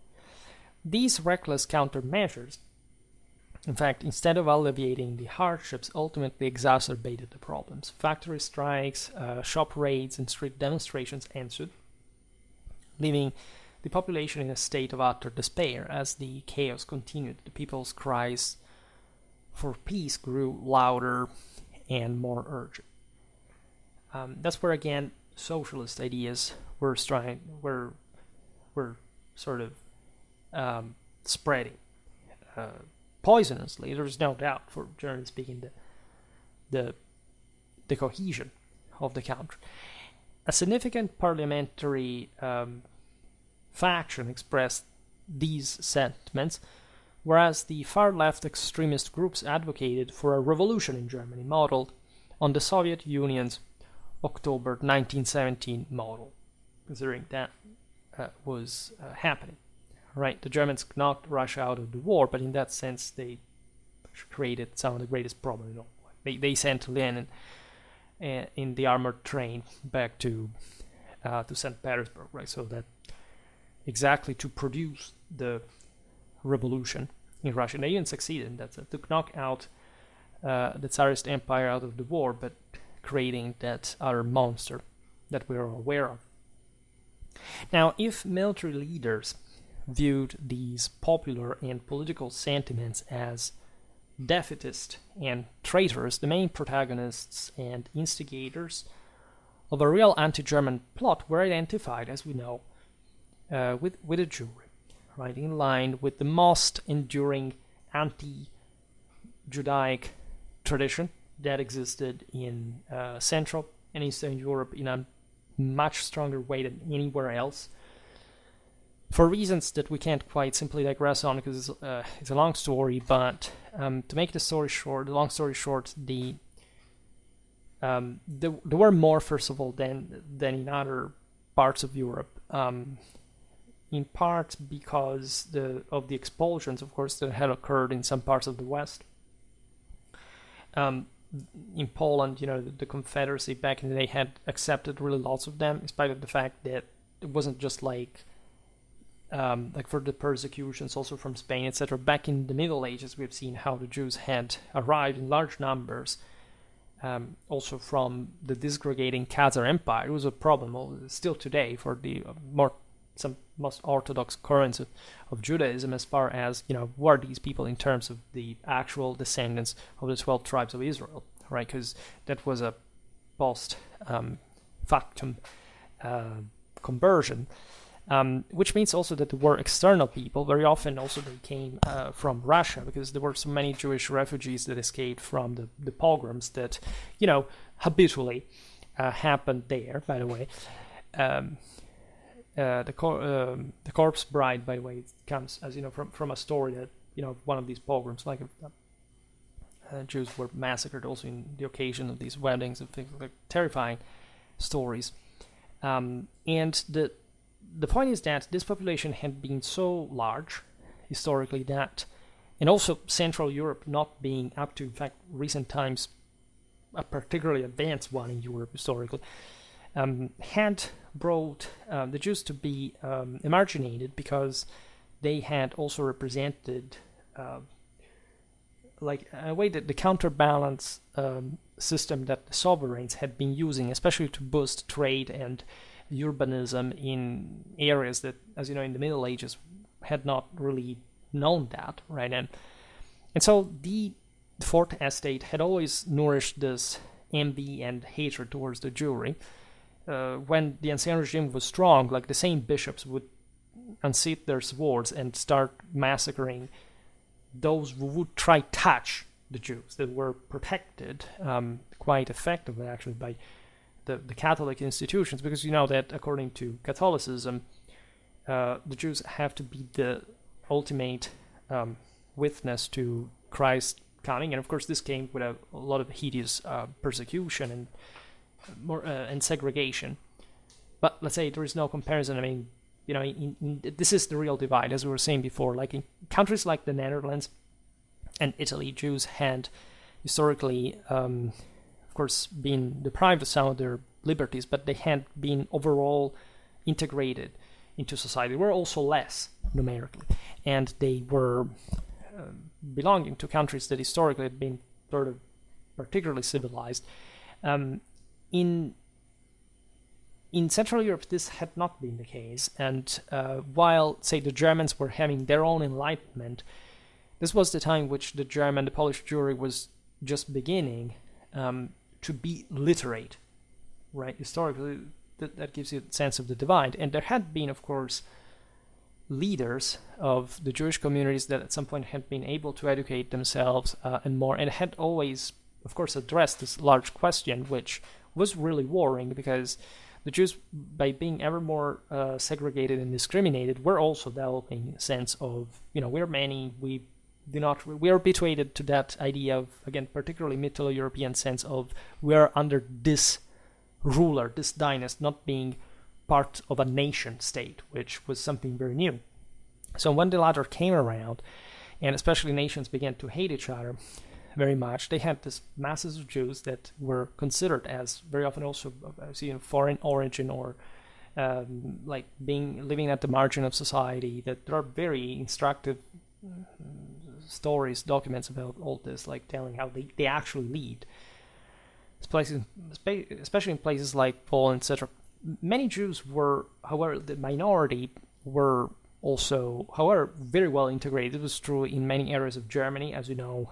The racial divide was also not really that evident. I mean, I've seen interviews from some Holocaust survivors that are, far wider than the average German is, and that in that case also were actually part of well-integrated, like well-respected families of also affluent people, but done in the pulling the string sort of conspiracy theory stuff, and they felt primarily as Germans. They weren't even very religious, telling the truth, and so you could have not really told them from one another. And there was a lot of Judenhass throughout the centuries already. Again, the Nazis sort of magnified this in a doctrinally, subtly ordained thing, but that sense of divide and towards the larger mass of these people was very much alive.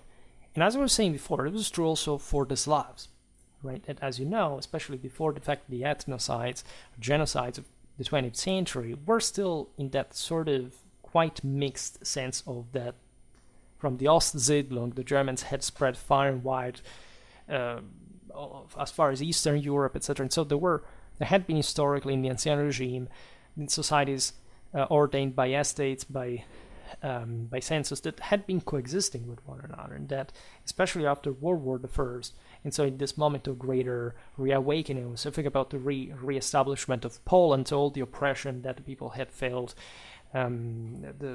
this need to, like, this irrational, violent need of simply radicalize the ethnic divide was very much alive. But also the, in fact, religious hatred, the racial divide, the sense of like, you're different from me simply, and for this reason I can simply say I don't like it. We must first of all take you out to make things run better. All right. This is like a very simplified story of the war. The other aspect is also, of course, that given that the Jewry in Central Europe versed mostly in conditions of appalling misery, objectively many Jews were won over by socialist propaganda. This is not a myth. It's actually well known. Just it's not so radically easy. I mean, being a Jew had per se nothing to do with being a socialist.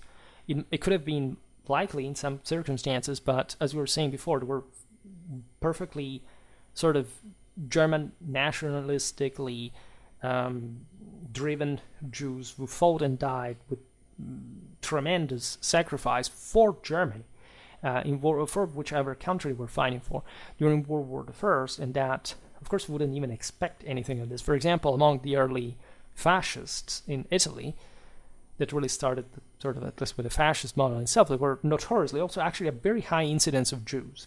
But this is quite interesting. Naturally, Italy would follow like German racial laws later on, but this is just to say how much historical intertwinement had there, because these communities were also quite old, right? So there were obviously, just like I think even about the German-Slavic divide, like certain paradoxal situations. First of all, not all Germans definitely apply like for the idea of the Aryan profile, like in itself, but especially in the frontier areas, if you had a lot of Germano-Slavic interbreeding, it was a lot of that divide for sure. Like the Mongols, the Kumans had definitely left a trace among many areas. You could have like a guy who had been born and raised into what was communitarily a German community, but that was evidently looking, I don't know, like very, influenced by Tatar features, let's put it in this way,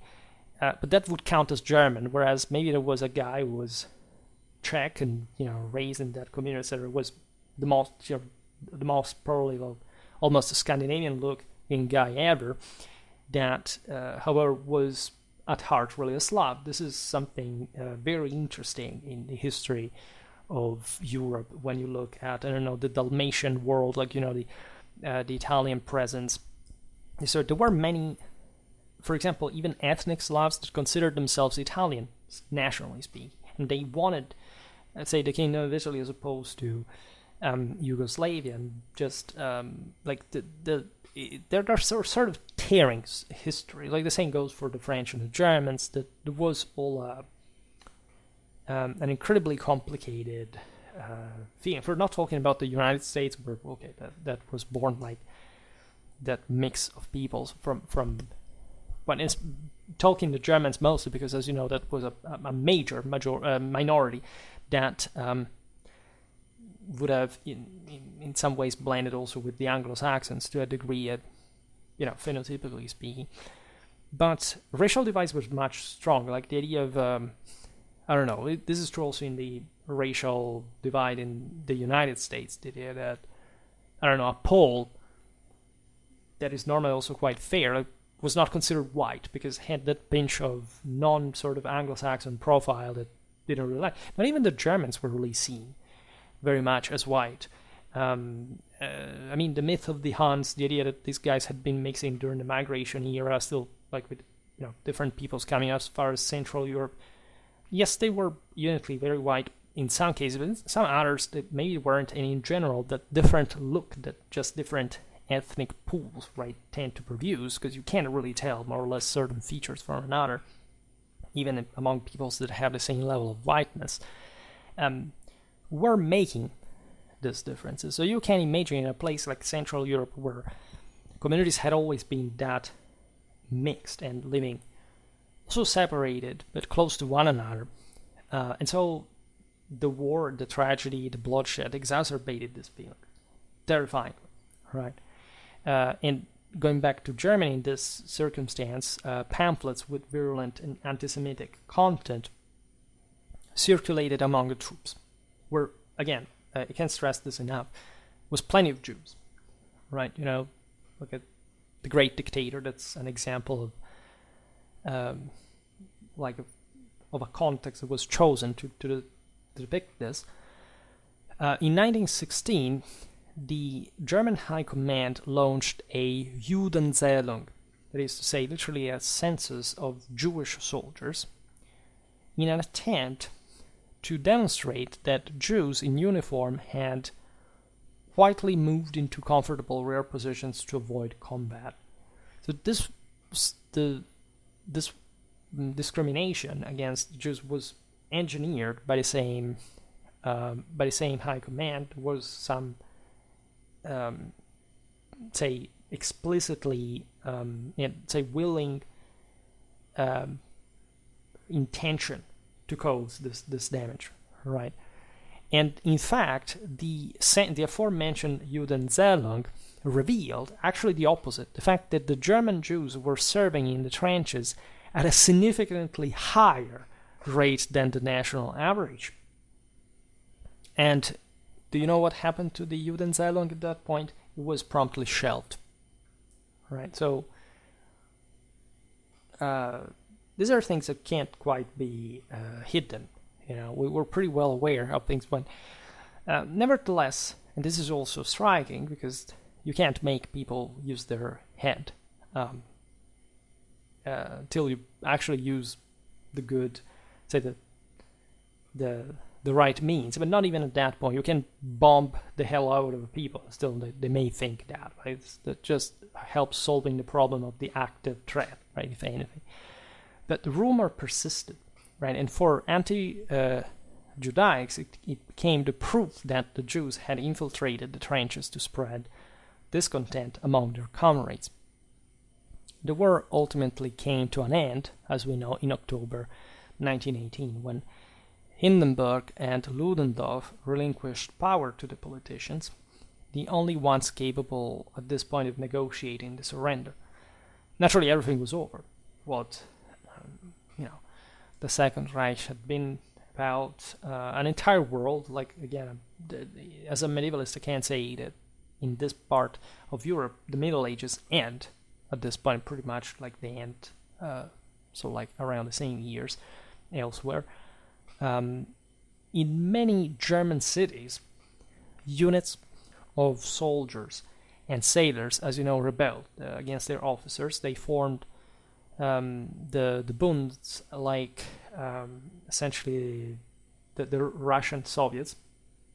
They were modeled rightly after this. So actually the communists began to insurrect, and many of these were, as we've seen, also soldiers, because there were people who were, of course, sabotaging from the within, and this had mostly to do with the traditional sense of, again, communism wanting to simply invert the thought of coming back to the one, putting the means of production above humanity, matter over spirit, and total disintegration. This is in part what happens, because when this is also interestingly psychological dynamic, because when you fail, you do tend to go down. You do tend to sabotage. You do tend to give power to others. You do really give away whatever is your own chance to be a better person. And so the devastating effect that the German defeat had on its people cannot even just be simply say ignored, right? The fact that, as we'll see now, many of those who emerged from the trenches decided to essentially push for what eventually would have become, over the years, National Socialism. And so all what happened because of that doesn't mean that there wasn't some, valor in the effort that resisting to preserve the country for their people, for their family really was, right? Naturally, this should have come all together with the aforementioned political management of the situation. So it's fair to say that the people as such was responsible for it. So nobody is excused for the defeat, right? But at least somebody tried to absorb that. And now the communist revolution was threatening even worse, which means a lot, like considering the conditions in which Germany burst at this point. I can't stress how tragic the situation was, even just in terms of people starving to death, like the not really the sense of what would have become, right? Of the incredibly violent, like even there was this viscid, hypocritical thing, like at Versailles, trying to de-responsibilize themselves, because the Germans behaved a bit like this. They said, no, but you see, the Kaiser has abdicated. He's in exile now. It's all his fault, right? We Germans, we weren't quite in it. Yeah, so why did you, resist till the end, right? So that was, of course, a ridiculous attempt that in many ways, Versailles did really not have to do, contrary to what people normally think, with the deterministically with the rise of National Socialism.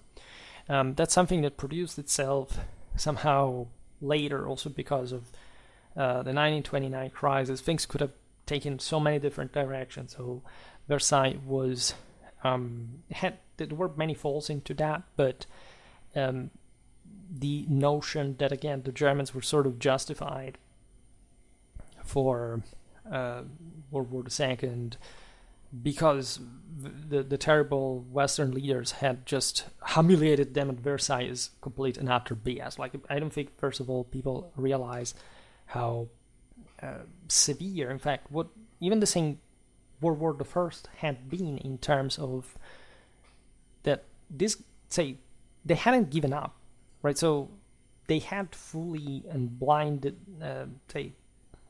blindly followed the lead, right? They truly believed in the same things that the leaders were saying. Like, it's not to say that leaders told them, you are the master race, you have to defeat the enemy, we are superior, whatever. And everybody said, well, I don't know, but I will get myself killed just in case. No, that's not really how things really work. It is true that Versailles was unprecedented, that, Germany was truly abated, was brought down, was humiliated, but, look at what had actually happened. And again, things could have gone really differently had just the following years, though, differently. And I think the Freikorps actually showed this, because if there had been any immediate chagrin to the point of wanting to go on with the whole thing, or simply resuming, just because there would have been a sort of crisis from which Germany never rose up. This is not really what the history of the Weimar Republic really was. It is true, however, there was also a lot of continuity in that same belief, and that it is actually true that the nationalistic, the anti-Semitic, and actually the same socialistic beliefs. This is very clear with Rome, with the Sturmabteilung. There was a lot of socialism into the early, I don't have to explain yet once again that, yes, literally National Socialism means, in that part of National Socialism, right? It's not socialism in the historical sense of the Reds, but it's basically a part of that into something more nationally oriented. And it's obvious also, considering how the country was run, right? You weren't free simply to say, I can be a free entrepreneur and making my fortune in the fantastic National Socialist Germany. The state had heavy interference with everything. If it for war needed, to turn your industry into a military one, they would force you into doing that. And it wasn't just about, emergential measures, because you know that, by the way, the Germans didn't leave into a war economy until 1943, because they lived off the other peoples they had conquered. So it's, again, an incredibly nuanced thing, as much as the sense properly of what socialism means, right? Because you can have, of course, a right-wing, it depends on what you mean by right or left in this sense. Because if you assume that there must be a collectivistic effort in which, say, a part of the population is protected through social measures by welfare, and sort of put at the center of a particular narrative that has to foster a particular type of fact of establishment of society. That's a quite socialistic thing. It may not be a Marxistic thing, even though the thoughts were there. There were lots of, in fact, Germans that, as socialists, eventually came to seek out Hitler later on. I mean, things change, and ideas are actually much closer than they would actually seem. In this disastered Germany, after all, who would have not liked to have more rights for the workers, or more, opportunities in a welfare sense? There was mere desperation. When you do not eat, right, you do see, of course, danger happening. And if the nationalist socialists promise you that, as opposed to a complete collectivization of the country like the Soviets would, well, of course, you would vote for them and still retain a socialistic outlook on it. It's that simple. I don't understand really people who go mental masturbations to pretend that, I don't know, there wasn't a socialistic ethos within the Nazi movement, especially at the beginning, right? Again, there was a very especially the Sturmabteilung was much more sort of socialistically oriented than Hitler's movement per se. So the question is really also, who were these people, right? Because also the majority, as we've seen, of those who had fought were still for testators, which doesn't mean you have to be a leftist at all. But when you understand particular social policies in that orientation of simply paying for people who can't afford things, well, how is that called? Right, in the US, you call us Europeans like just a bunch of socialists just because we have welfare in a more structured way than you do, and it is as flexible as it sounds. And by the way, how much is that being just feeling yourself like as part of a group of a country and depreciating the others, and how much is that actual interest in economical policy and you actually refusing a check in times of severe crisis, like almost starving to death, for the purpose of free market, right? That's also an important aspect of the story. There is no real country without welfare, and that's surely, in a traditional sense, just an artificial support to cope with people's failures. So yes, I'm very much critical of that in the first place, but it's also true that as humans, we need in part that, otherwise the system actually further degenerates, considering our current individual forces, moral standards, right? So with the Kaiser's abdication, the Weimar Republic was proclaimed, and the provisional government took up residence in fact this small town in central Germany.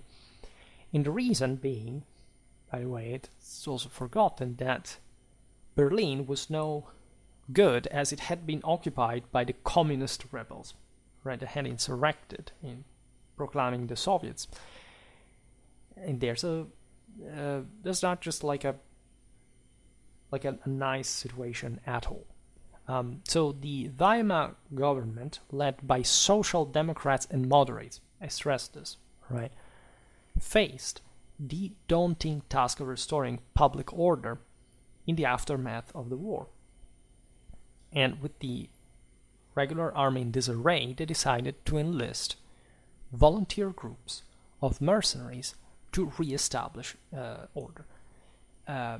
Counter-revolutionary fervor and defend Germany's territorial integrity against the territorial ambitions of the neighboring nations, particularly Poland. As you know, there would be some wars in different parts of what had been previously, in fact, German territories, or German-controlled territories, where, in fact, also some Germans, and many Germans at many occasions, lived. That really wasn't even just a matter of armies being mobilized, but literally local insurgency. Again, if you are a Polish peasant who has not particularly enjoyed generationally the occupation of your land by the Prussians, and all of a sudden their state is collapsing and you can't simply take over, you will start targeting the Germans. And so that's also why a lot of, in fact, ethnic cleansing was carried out at this point. Some of the most horrible pages in history that came many ways on top of like other horrible pages of oppression and brutality. We have to talk more about the 19th century. There's nothing to do about that. Just must really introduce a lot of this. This is how, for practical reasons, the Freikorps, its paramilitary force, was born. The first Freikorps unit was established in Kiel, in the far north of Germany, in November 1918, by the Social Democrat deputy Gustav Noske, who was dispatched by the Weimar government to restore order in the city. Noske's success in Kiel earned him the appointment as Minister of Defense. Right? He had been so successful at this task of organizing these mercenary formations that he would further promote and develop the same further, becoming a model for, in fact, the country now that was being given in his hands as far as this paramilitary formations was concerned. Other Freikorps, however, rose spontaneously throughout the country. Again, these guys had just come back from the front that had been literally melting away. There had been lots of defections. There was a revolution going on, so you could find weapons. You were asked literally to intervene. This is again how fascism was really already alive in other parts of Europe. Again, we remembered them before. The entire system had been militarized to an extent, or there were these available veterans still with their head in the trenches, where they would remain actually till the end of their lives. And it is estimated that at least as 200,000 Germans joined the Freikorps, which gives you like the dimension of, at this point in history, of the phenomenon. The fact that this was also a overall difficult force to simply control. The members of the Freikorps were, by the way, an extremely homogeneous group, with some minor differences that did not comprise their internal cohesion. The Freikorps barracks became a breeding ground for the ideas and actions that Adolf Hitler and Nazism would later bring to Germany. Because as we've seen, many of the ideological essentials, right, again, the ultra-nationalism, anti-Judaism, say, racial hatred towards the Slavs, just the will to simply kill communists, the latter also not so unrelatable, telling the truth. And while it is not accurate to view the Freikorps as mere precursors to National Socialism, because it is really a different thing in a strictly, in a narrowly political sense, they were already embodying its principles and ideology.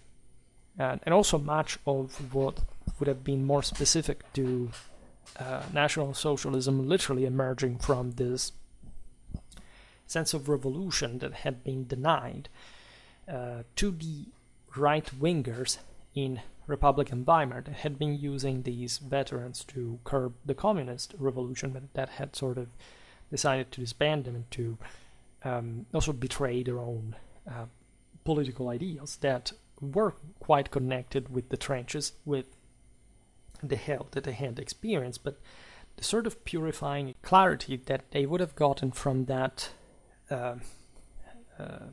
acknowledgement of the doctrine of struggle and victory, and how this could be transposed like to an actual political program for Germany that had been, as we've seen, believed to have been betrayed, that had to actually prove again its strength, because it had been sort of magically knocked out of the war without the Germans actually having been defeated, and so another chance was really needed.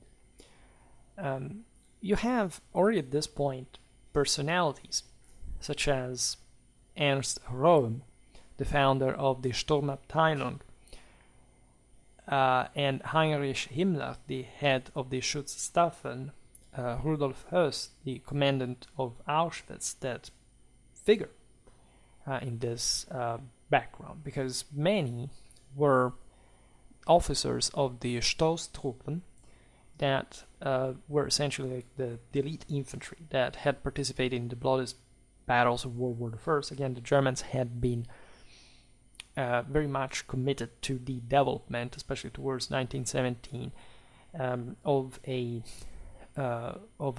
say sort of tactical reform of sort of trench warfare that since, as we've seen, the German industry was all absorbed into the already fort, there was no way to mechanize the German army like the British instead were doing.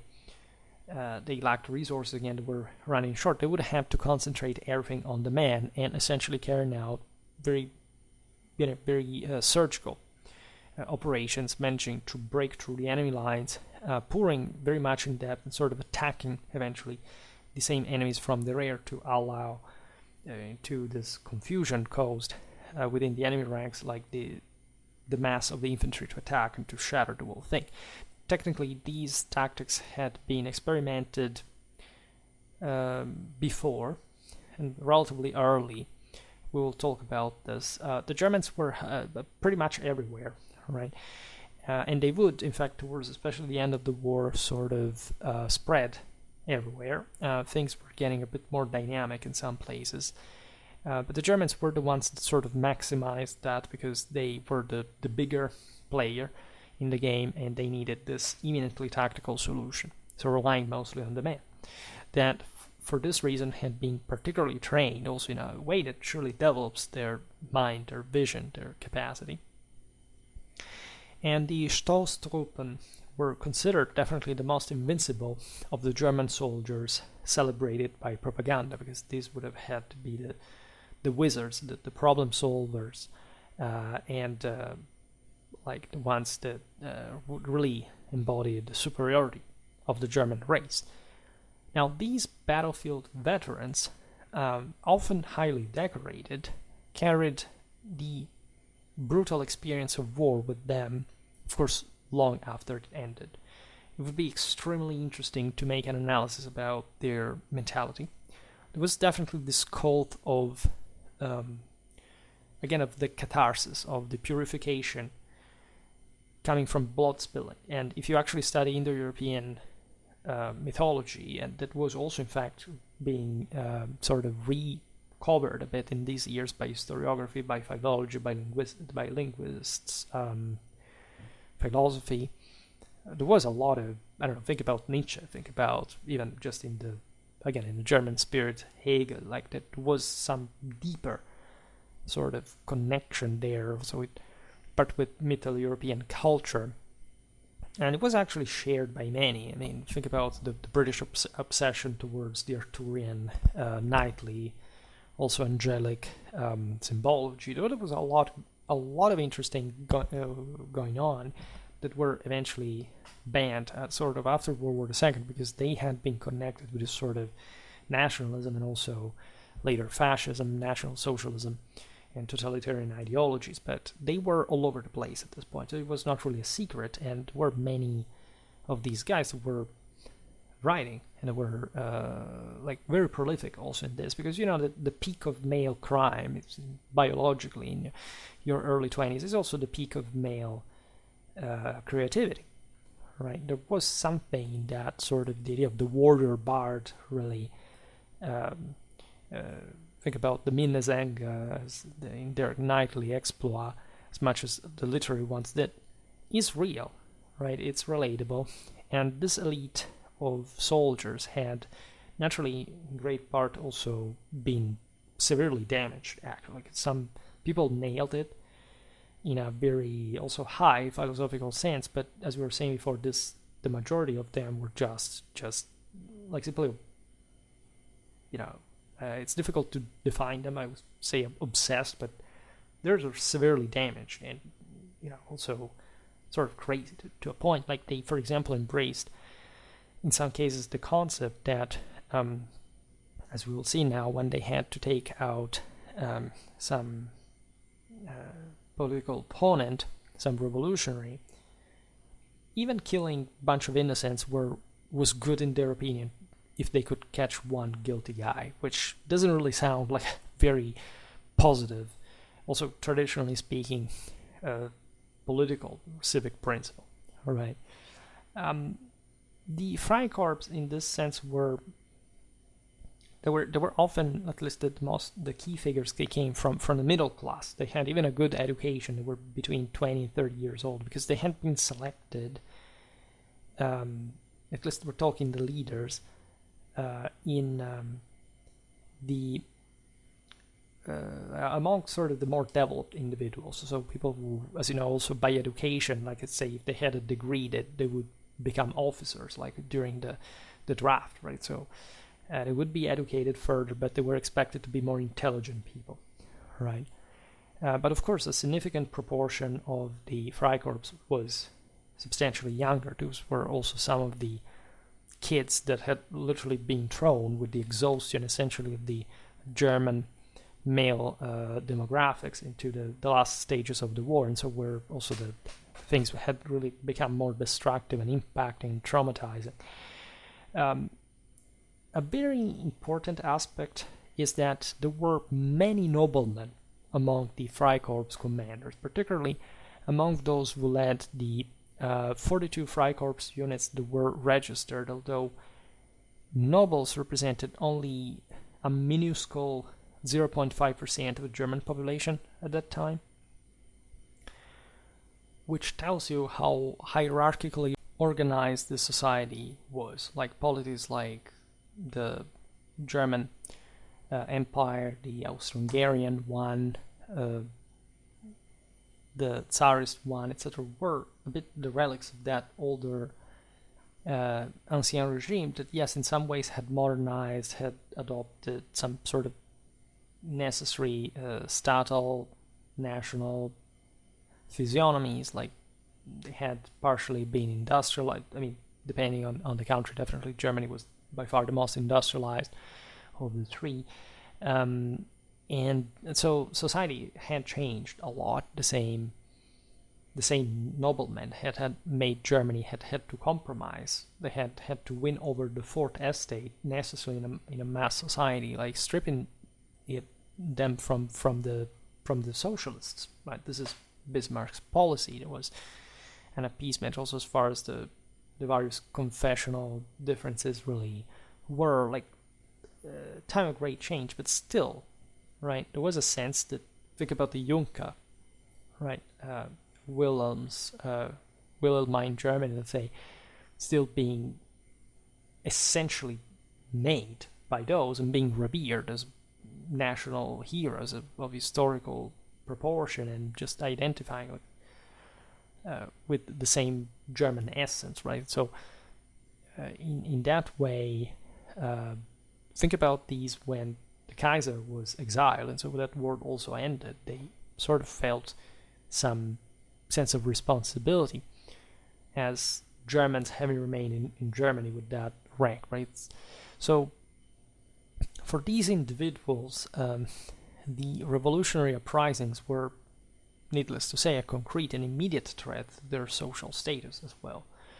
I mean, you had communists from the other side, and you understand also how the same bourgeoisie that in part had produced Freikorps personnel, like, was of the same opinion, and so there was a lot of convergence in this many parts of the population.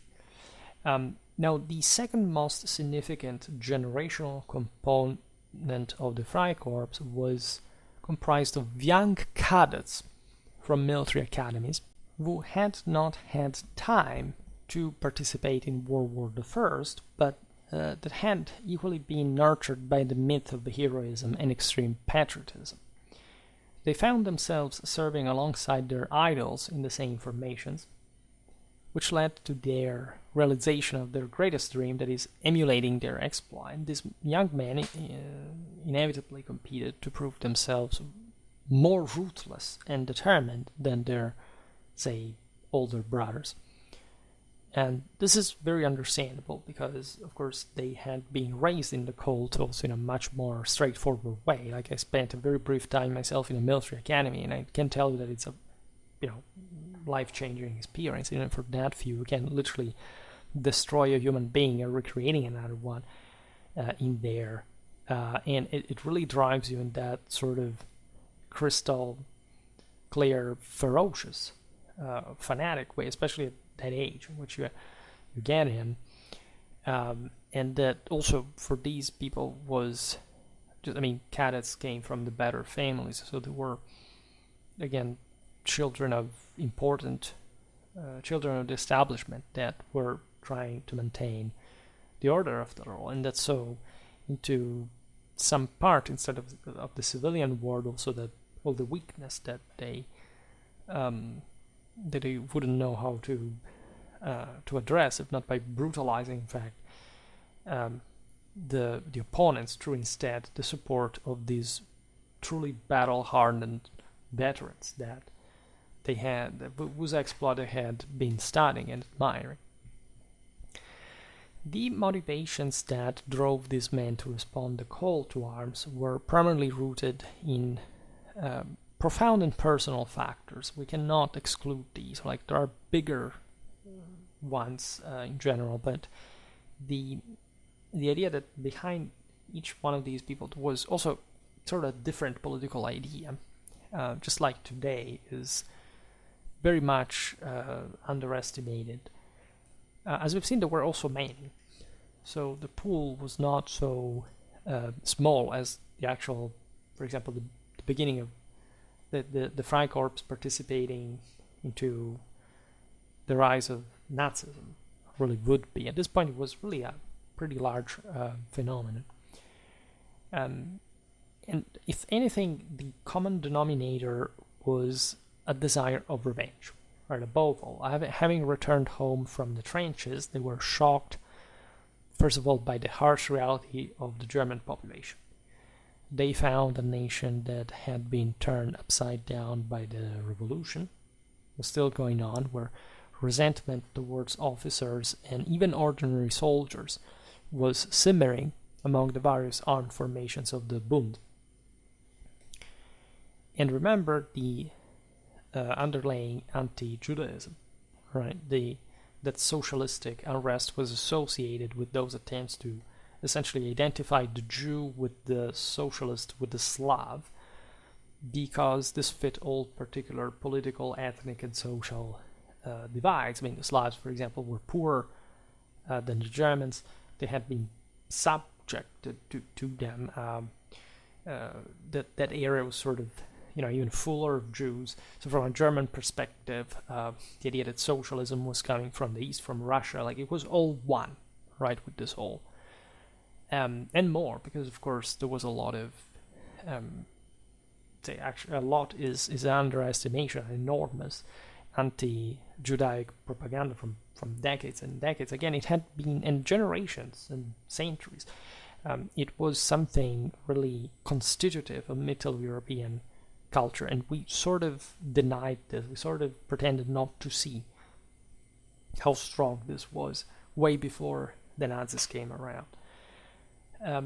So frequent beatings of officers that had been considered a bit like, the ones who had, as we've seen, prevented the victory, because they hadn't, as soldiers, they had entrusted themselves to them, and as we've seen, there was this rigid hierarchy also present in German society that also someone tried to use by saying, they were just habituated to execute orders, but it's not that simple at all. Otherwise, they would have not even carried out these kind of things, including murders that would become actually a disturbing norm, right? The abrupt loss of respect and deference that they were accustomed to in their military experience was really traumatic in its manifestation. So of course they were incredibly angry, incredibly frustrated, and there were literal really admissions of this, right? That anger was really a constitutive element of this all. That there were all traits that had been matured under the arms that were incredibly harsh and were aimed at eliminating from the male element any kind of domestication, any kind of softness. They had to be as hard as possible, as devoid of feelings in any case. There was this sense among the Freikorps that any form of human mercy was seen as the greatest enemy, the enemy itself.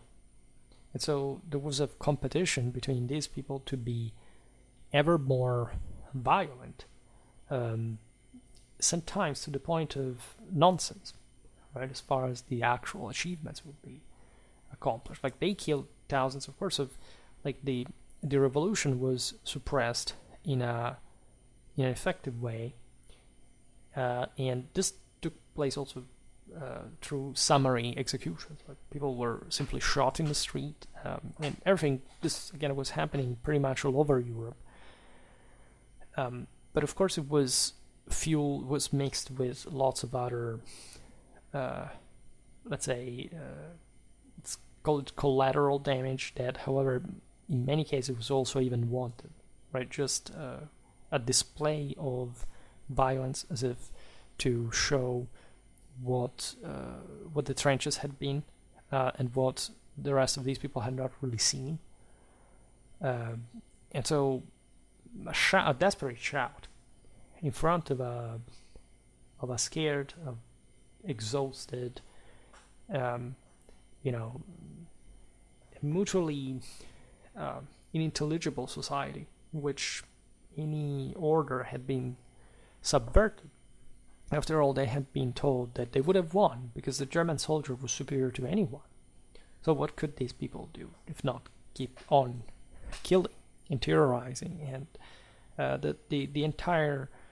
I'm honestly sickened by how people have tried to represent World War I as the two soldiers that meet between the trenches. They share bread and they show each other's family pictures. I mean, people during World War I hated each other guts to an extent that, I honestly never seen it represented in pop culture. But again, because the notion is always that lesser people have to believe that somebody else sent them at war, and not that their government is the exact reflection of their own people itself.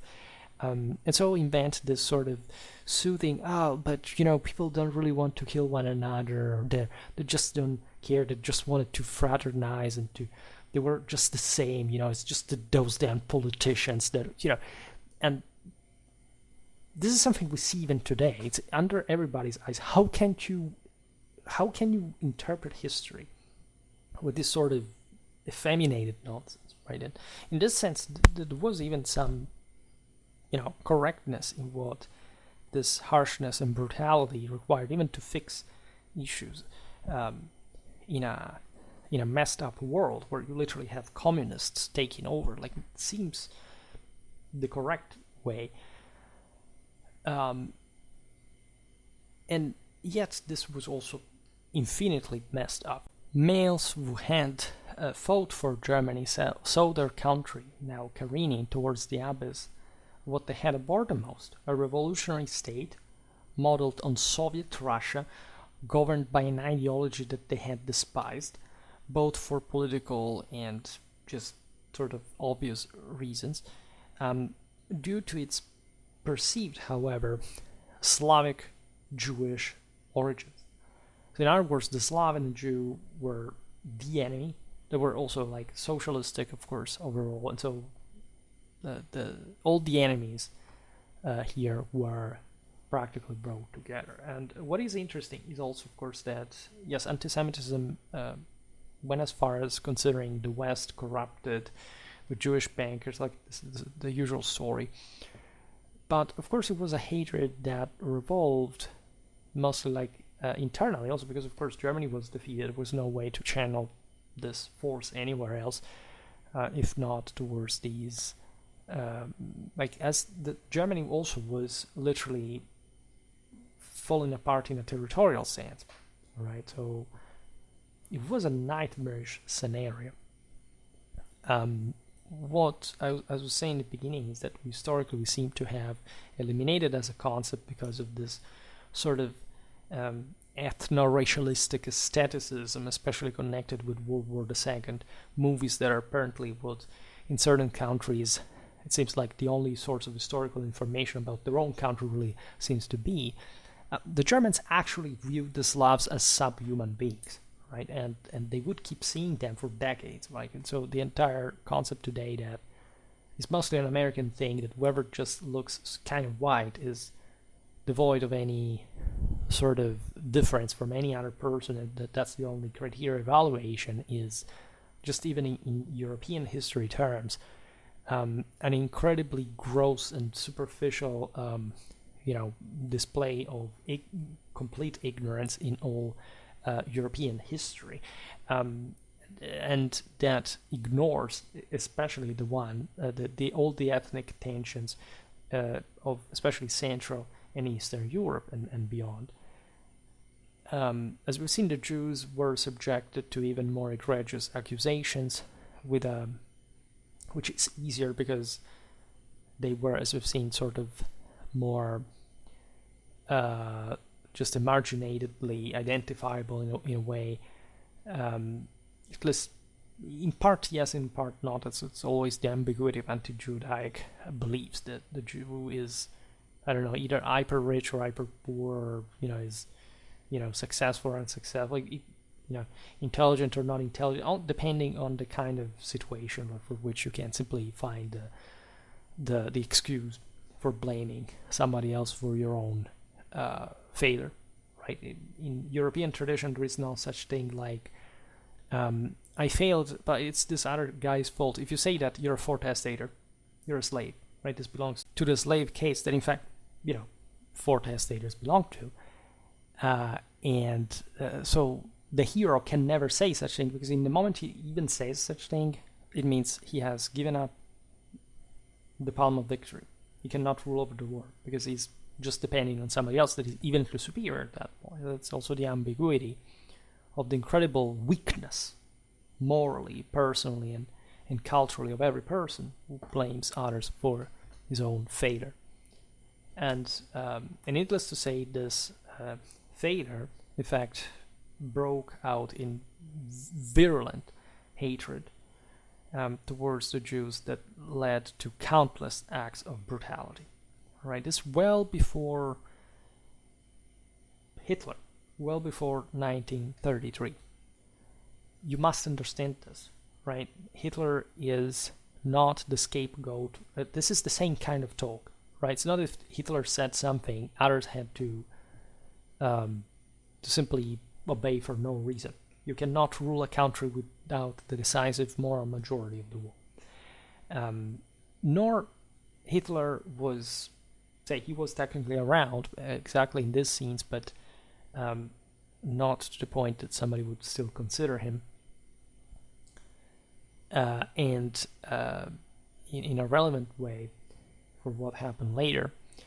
So bear this in mind, where the same social democrats were using these people to make order, but at the same time also carrying out incredible violence against people who had literally nothing to do with the whole thing. Right, this violence was, by the way, without limit, and because it was essentially replicating what the Freikorps had witnessed in the trenches. It was also reserved by the Freikorps for Germans who were nor Slavic, nor Jewish, nor Bolshevik, but that they were just perceived at some point to be aligned with either of those factions, let's call them this way. So this unfortunately happens throughout all these kind of situations. This is not even peculiar to Germany, this is peculiar to Germany in the historical sense that, yes, we're talking about the specific reality, but in times of revolution, in times of defeat, in times of hunger, in times of frustration, these things happen. Right, and quite quickly, right, and you should never underestimate them at all, because just something that is tilting towards that can rapidly escalate, right? So we're fortunately nowhere, for example, many people say, oh my god, fascism is coming back. No, we're not a historical time in which fascism in the West is coming back, right? We're not anywhere near that. By the way, in spite of all these progressed feelings, here it took for a civilization who had all that, again, anti-Semitism, that ethnic tensions, and that political, social problems, a world war of that devastating proportions to trigger. Actually, in this year's nothing, because the Freikorps, as we will see, were usefully and successfully employed by the Social Democrats of the Weimar Republic, and they were sent home in the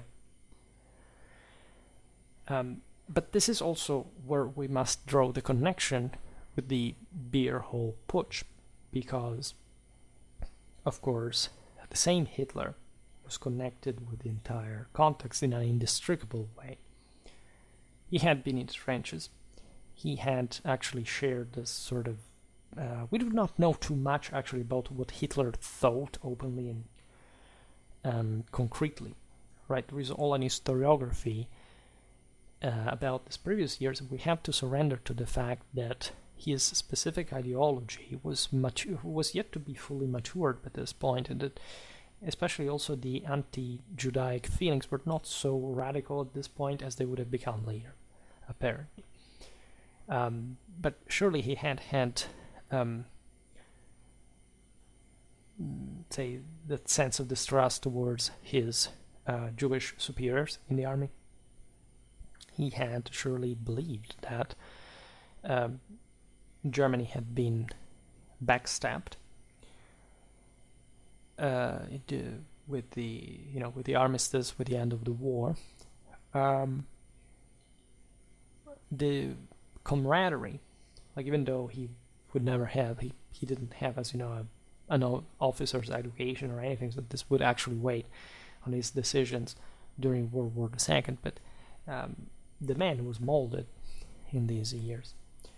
The Freikorps militants not only viewed hyper-violence as the sole means to salvage the nation, but they also proclaimed it as the fundamental and inherent characteristic of their movement. You may think that there was something more articulated, and there was individually, as we pointed out before, but the actual sense is, as I said, the same one I found in just the comitatus, or the sense of nonsensical violence just to brutalize, to traumatize the individual, and to destroy him so he could eventually rise into holy combat and eventually become a leader, a Führer, is typical of war bands. It's typical of, actually, and I pointed this out in the videos about the migration era, belonging to the defeated side of the world, right? The winners, the more advanced civilizations, had Apollonian ideals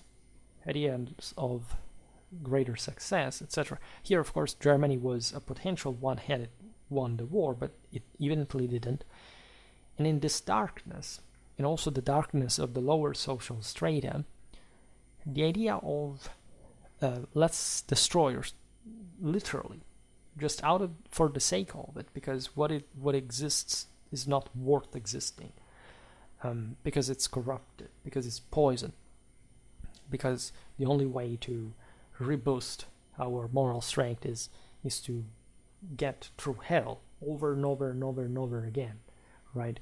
As it had been in the trenches, that again were always in front of their eyes, as it could be in their dreams, in their mind, right, all the time, while they were killing political opponents, when they were using violence in many other ways. You can imagine what these people were when they came back home to their wife, to their children, to their parents. These were other people, right? There was something. It's indeed true that the Freikorps were sort of the more exalted fringe of the whole thing. Like, a huge amount of the German population had been mobilized for war, so they were still an exception. But there was all a lot of that sort of testosterone and, frustration and aggressiveness and literal education to death and violence. And these people had been trained to kill people by existential necessity, not just in the trenches, but for the country. So they had mentally encompassed this way of living and killing as the sole sort of cult of death that was in fact so frequent. If you look at all the fascist symbolisms of the various fascist, or proto, crypto, whatever, fascist parties all over Europe, it's all the same thing: skulls, daggers, the cult of death, black as opposed to red. It's all a very specific sense of of darkness, of necessity of spending time in the bowels of the earth, just like the literal trenches are, to eventually reemerge, regenerated from a bath of blood. And this is how they saw themselves, and they incentivize the others, including those kids that, for example, had not been enlisted yet, to enlist now, right? The phenomenon lasted for a couple of years before they were disbanded. So, say if you were, 14, well, people aged faster that age, but say if you were 12 in 1918, like, you could join the Freikorps a couple of years later without too much of a problem, actually. And think even not just about, say, the trauma of the veteran, but the one of everybody involved. I mean, people who had their children killed or starving to death. Think about somebody who had, see his father coming back from the trenches without some limbs, maybe becoming a chronic alcoholic with an incredibly rigid authoritarian mentality and having to go work because he can't do anything. He's just a burden for everybody involved, maybe even killing themselves, this kind of things. And just think about the hatred that you would develop towards whoever told you, like, it's the Jews, it's the communists, it's the Slavs, right? It's similar things, right? So that's very, very clear, like, in its dynamic. It's the entire society that it's really poisoned with this hatred. It's the price they had to pay for having continued the war without any chance for so long. And it's not even to say that there wasn't an absolute possibility of some better settlement. I'm not saying this, but in general, like, eventually, if you indebt yourself to a point, here there is no backing, right? There's not another country that is paying you off, right? It has your back. Here, you're done with. You're totally defeated, right? Without conditions. And so this is what, like, all the German sort of sense of themselves and in the race of nations, in the ultimate proof of war, had been finally brought down. Now, in the span of just a year after the defeat, the Freikorps activities became notorious for their ferocity as a consequence. As if you had literally transplanted these people from the trenches to this, say, civilian life. Of course, like, they wouldn't kill as many people as they would do out there, but this particular elite was very aggressive, and this was definitely honest. And this had a twofold consequence. The first one is that the Soviet revolution in Germany was stopped, was halted, right? There were thousands of killed, and mission accomplished. That was a governmental decree proclaiming or at least prompting the Freikorps dissolution, because basically they were, up to this point, they had been hired literally as mercenary war bands, and some money had been given to them for doing what they did, and now they were disbanded. So also the possibility to remain together as formations of, like, normally they were a company level, hundreds of men, but sometimes there were even thousands, so there was a concrete risk that these guys would create problems. But the government was also very good at what they did. They managed to calm things down, to make them go home after all, because things had started stabilizing compared to the moments of greater emergence at the end of the war. the revolutionary arrest, as we've seen, had been brutally suppressed. And by this time, the Freikorps felt like they had been betrayed, right? They would turn their animosity against the traitorous politicians, taking on, in this sense, an ever more anti-democratic and anti-republican feeling. Because they thought there was some space for them, that Germany could be avenged. They literally lived into the idea that somebody again had backstabbed them, and so that now many people had been killed. Germany could sort of do something about the situation which it found itself in. It wasn't the case. Captain Hermann Herart, he was a Navy officer and leader of one of the main Freikorps, was also the founder of the far-right terrorist organization Consul, which had attempted to orchestrate a coup in 1920. This was really interesting because there were different coups. Even, for example, in the Ruhr there was a socialist rebellion at a point, and there were some different, say, like movements that were not really led by the Freikorps, but they like the one in 1920, to which still the Freikorps would participate, because it was a way of saying, like, we need the tough guys to implement the actual rebellion, but this sort of failed anyway. Herart was responsible for numerous political assassinations. The most famous one is that of Matthias Erzberger, the deputy of the Catholic Center Party, who had physically signed the German armistice. So, these traitors of the fatherland in the Freikorps views.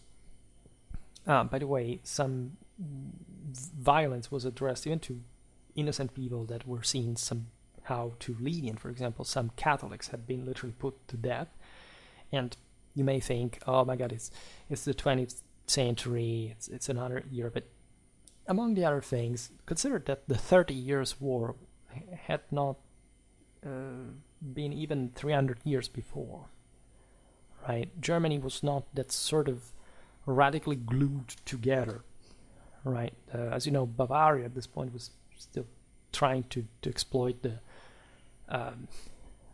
weakness of the overall weakness of the Weimar Republic to secede, to independentistically. Were all this kind of,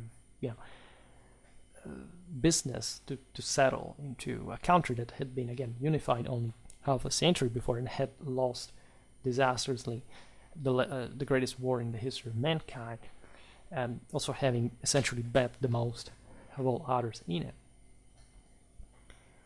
Other illustrious victim of this right-wing terrorism was Walter Rathenau, that was the liberal democratic foreign minister of Jewish descent, who had signed the Treaty of Rapallo in 1922, which saw Germany renounce her territorial claims.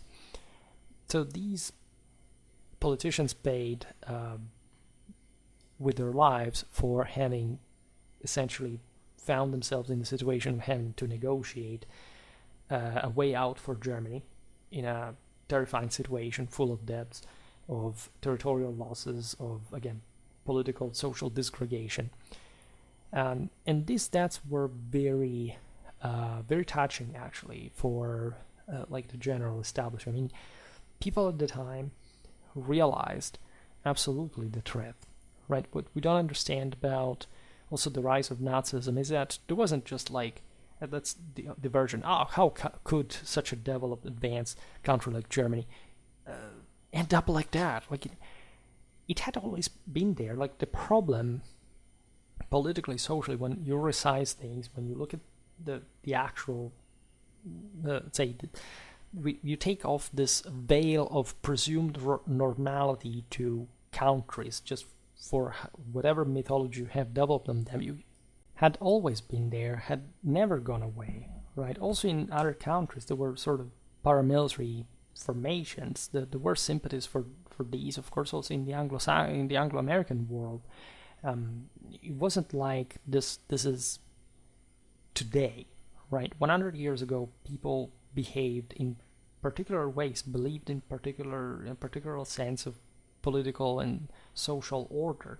They had very strong ethno-nationalistic awareness. They were, in fact, much more directly acquainted with death, war, right? There wasn't the sense of, oh my god, war is something so terrible.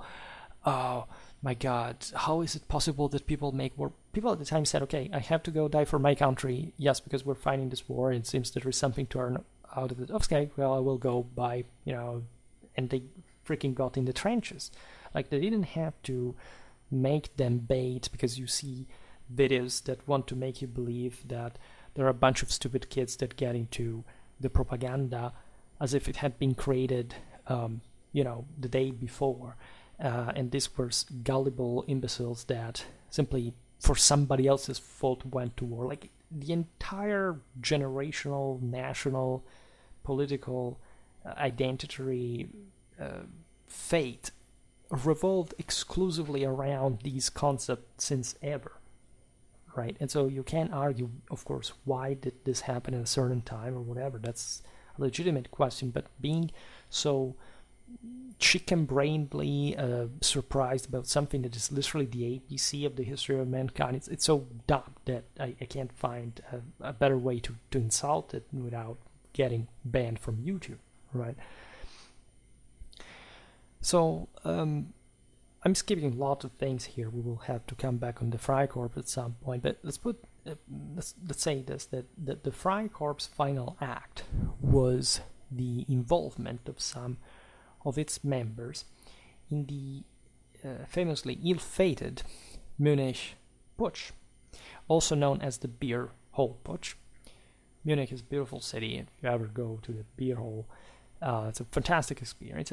Just a friendly reminder, the Nazi rallies, of course, were held there. And the putsch, as you know, happened on November the 8th, the 9th, 1923. And this coup attempt was orchestrated by the same Erich Ludendorff and a relatively unknown politician of Austrian descent. He would prefer Bavarian descent because it was actually the improperly Bavarian part of Austria in a pro-historical sense, but the Austrians are also historically Bavarian. Of course, we're talking about Adolf Hitler, all right?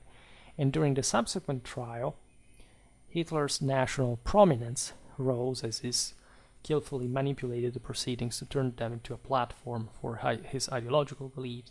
While in prison, he wrote Mein Kampf.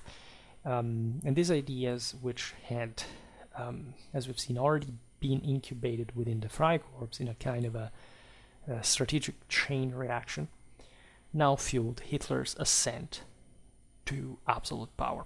It would take 10 years, but let's stress this. Hitler was, at least formally, democratically elected.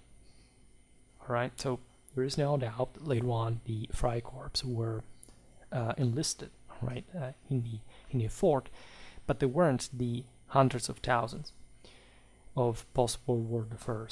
In Nazi times, they were just bands of thugs used to not to put an end to an actual threat of communist takeover, which was happening, but just intimidating the political rivals by beating them, killing some, right, trying to destroying their political aggregations, disrupting their offices and so on,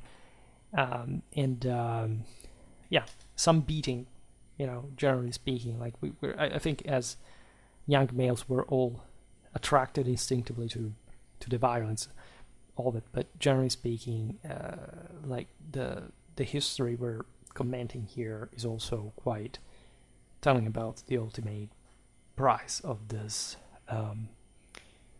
even in circumstances that would be denied within the same National Socialism. That's when they realized, in some instances, that things had gone too far, and some tried to defile themselves from it. Now, I would like to conclude just by citing 3 phrases from different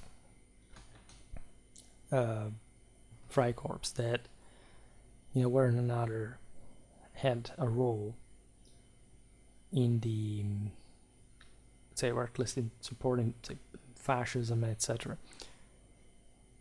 So one is Friedrich Heinz Sprengstoff, who wrote, "When we were 17, the voice of our blood dragged us into the trenches.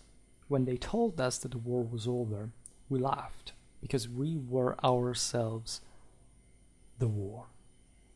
Right? This is incredibly interesting because it stresses the young age. The fact that it had been the living blood who had brought them in there.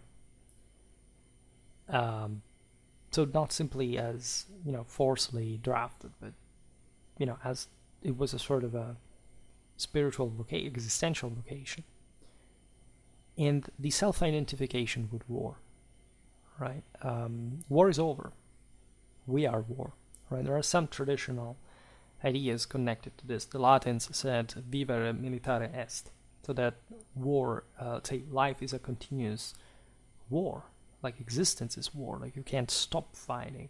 And it's as if this frenetic attraction towards self-sacrifice, and I made a video about the way of the left hand, the path where the fire of death blazes. It sounds pretty much close to that, the necessity of throwing yourself into the meat grinder to challenge your own greatest demons, right? The greatest fear, the greatest danger, and hopefully elevating yourself to the greatest, to a renewed self of yours.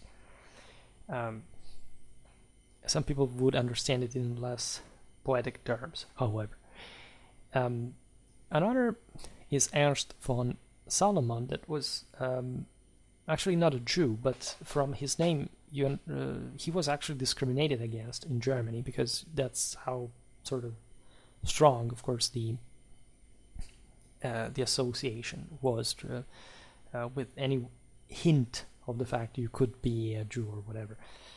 Remember this. I want really to leave you in this video with this realization that it's not just Hitler, guys. The thing existed, right? It was deep. It was a particular trait. It lasted from centuries. These people had always been anti-Semitic. You do not need nationalism for that. Nationalism is sort of the generated stage of a particular existential situation. The words, it's socialism and communism, but the let's say it's not one guy's fault. It's a collective fault, right? There is a history behind things. Study that, right? By the way, the von Salomon, do you understand, was also a nobleman. He had actually contacts with different people, the Freikorps, with also some Marxist intellectuals. I mean, he was a sort of bit of an intellectual person who writes, remembering one of the Freikorps, say, rallies, quote, "A huge flag led a long procession, and the flag was red. Following the flag, the tired crowd advanced in a disorderly manner. The women marched at the head." Right? This is interesting. Also for the color, because red would be like very communistic and socialistic, and you know that the same Nazi flag would end up adding that red because of socialism at the end of the day. Of course, it was also the colors of Germany, white, black, and red, but that sense of the blood, of the earth, of the fourth estate, of that sort of socialistic matrix that required the German people to be assisted by a national leadership, and this capacity of reactivating was pretty much out there. And then we have Miklos Kozma, who instead is a more, say, famous, at least important figure, as he descended he was the Interior Ministry of Hungary, right? And he was a Ministry of Defense.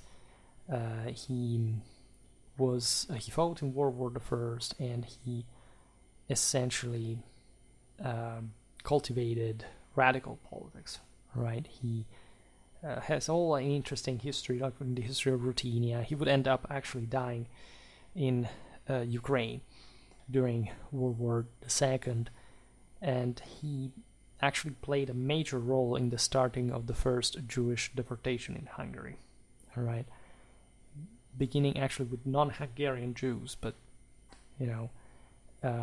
many of these peoples, by the way, were killed in the Kamianets-Podilsky massacre that was carried out in the early stages of Operation Barbarossa. Right? It's a vicious history. The guy wrote this: "We will be the ones to raise the flame of nationalism high. We will punish those who have compromised themselves, and the faint of stomach will whine when we put some red thief and terrorist to the wall." Right? And so here you have not much a simple concern towards communism, which is relatable. And of course, these were times in which, as you have seen also with the Freikorps, of course, there were literal communist rebellions that had to be put down that violently. And sometimes spontaneously, especially in countries that had not had this much. We hear the disgregation of the Austro-Hungarian Empire, of the Tsarist one, of the appearance of new nation, like at least in a politically independent sense, statally-wise. But here it says it's about nationalism. It doesn't say it's about our old imperial Catholic values. It's about a broader tradition of, say, European unity or whatever. This is about nationalism. In other words, you pick one nation, and you don't even say what you have to do with that, because you see, in theory, in tradition, you could even say, okay, I love my nation to the point I think we should be the new leaders. Like at some point the Romans were, or the Franks, or the Saxons. Here it's basically just purifying ethnogenetically a country by means of genocide and pretending that your country is perfect until it crashes with another. And as it happened, say, for Germany and some of these other countries, like until you actually get defeated, because you can't be actually, like, how likely is it that you are actually the very first country in the world or capable of ruling the world? And also denying that, of course, your own country, I mean, big Hungary in this case, is actually a pretty, what is a nation? How do you define that? Do you define it politically? Do you define it, say, ethnoculturally? Do you define it genetically? Do you define it religiously? These are all questions that, of course, every person would answer to differently, because in many ways, yes, there was a sort of gluing principle. Yes, nations sort of deserve independence. They sort of deserve their space. They sort of have some capacity in the first place of self-determination. But where does all this angst comes from? Somebody will oppose what you're doing, no doubt, but there are instances in which this just comes through some sort of strange uniformity that gives for granted that just because you're born into a country, you're automatically relevant to anything, and you're not even setting their universal answer for why that has to be. I mean, you basically take your own piece of dirt that literally human means, by the way, and that was loathed by the early Indo-European, spiritual beliefs, and you say, just because I've been born here, I speak this language, or look in a certain way, I should, work just to homogenize myself, right? It's not even at this point there was a time of mass immigration. There were all these ethnic mixes from the previous centuries, and so somebody maybe really hated each other so much they wanted to, of course, homogenize everything, to rationalize, even in a sense, the government. But, how successful were these countries historically? Not much, right? And they wouldn't be. Right, the only good mention is actually for Czechoslovakia, that before World War II, was actually a pretty decent, civilized, peaceful, at least in a internal sense,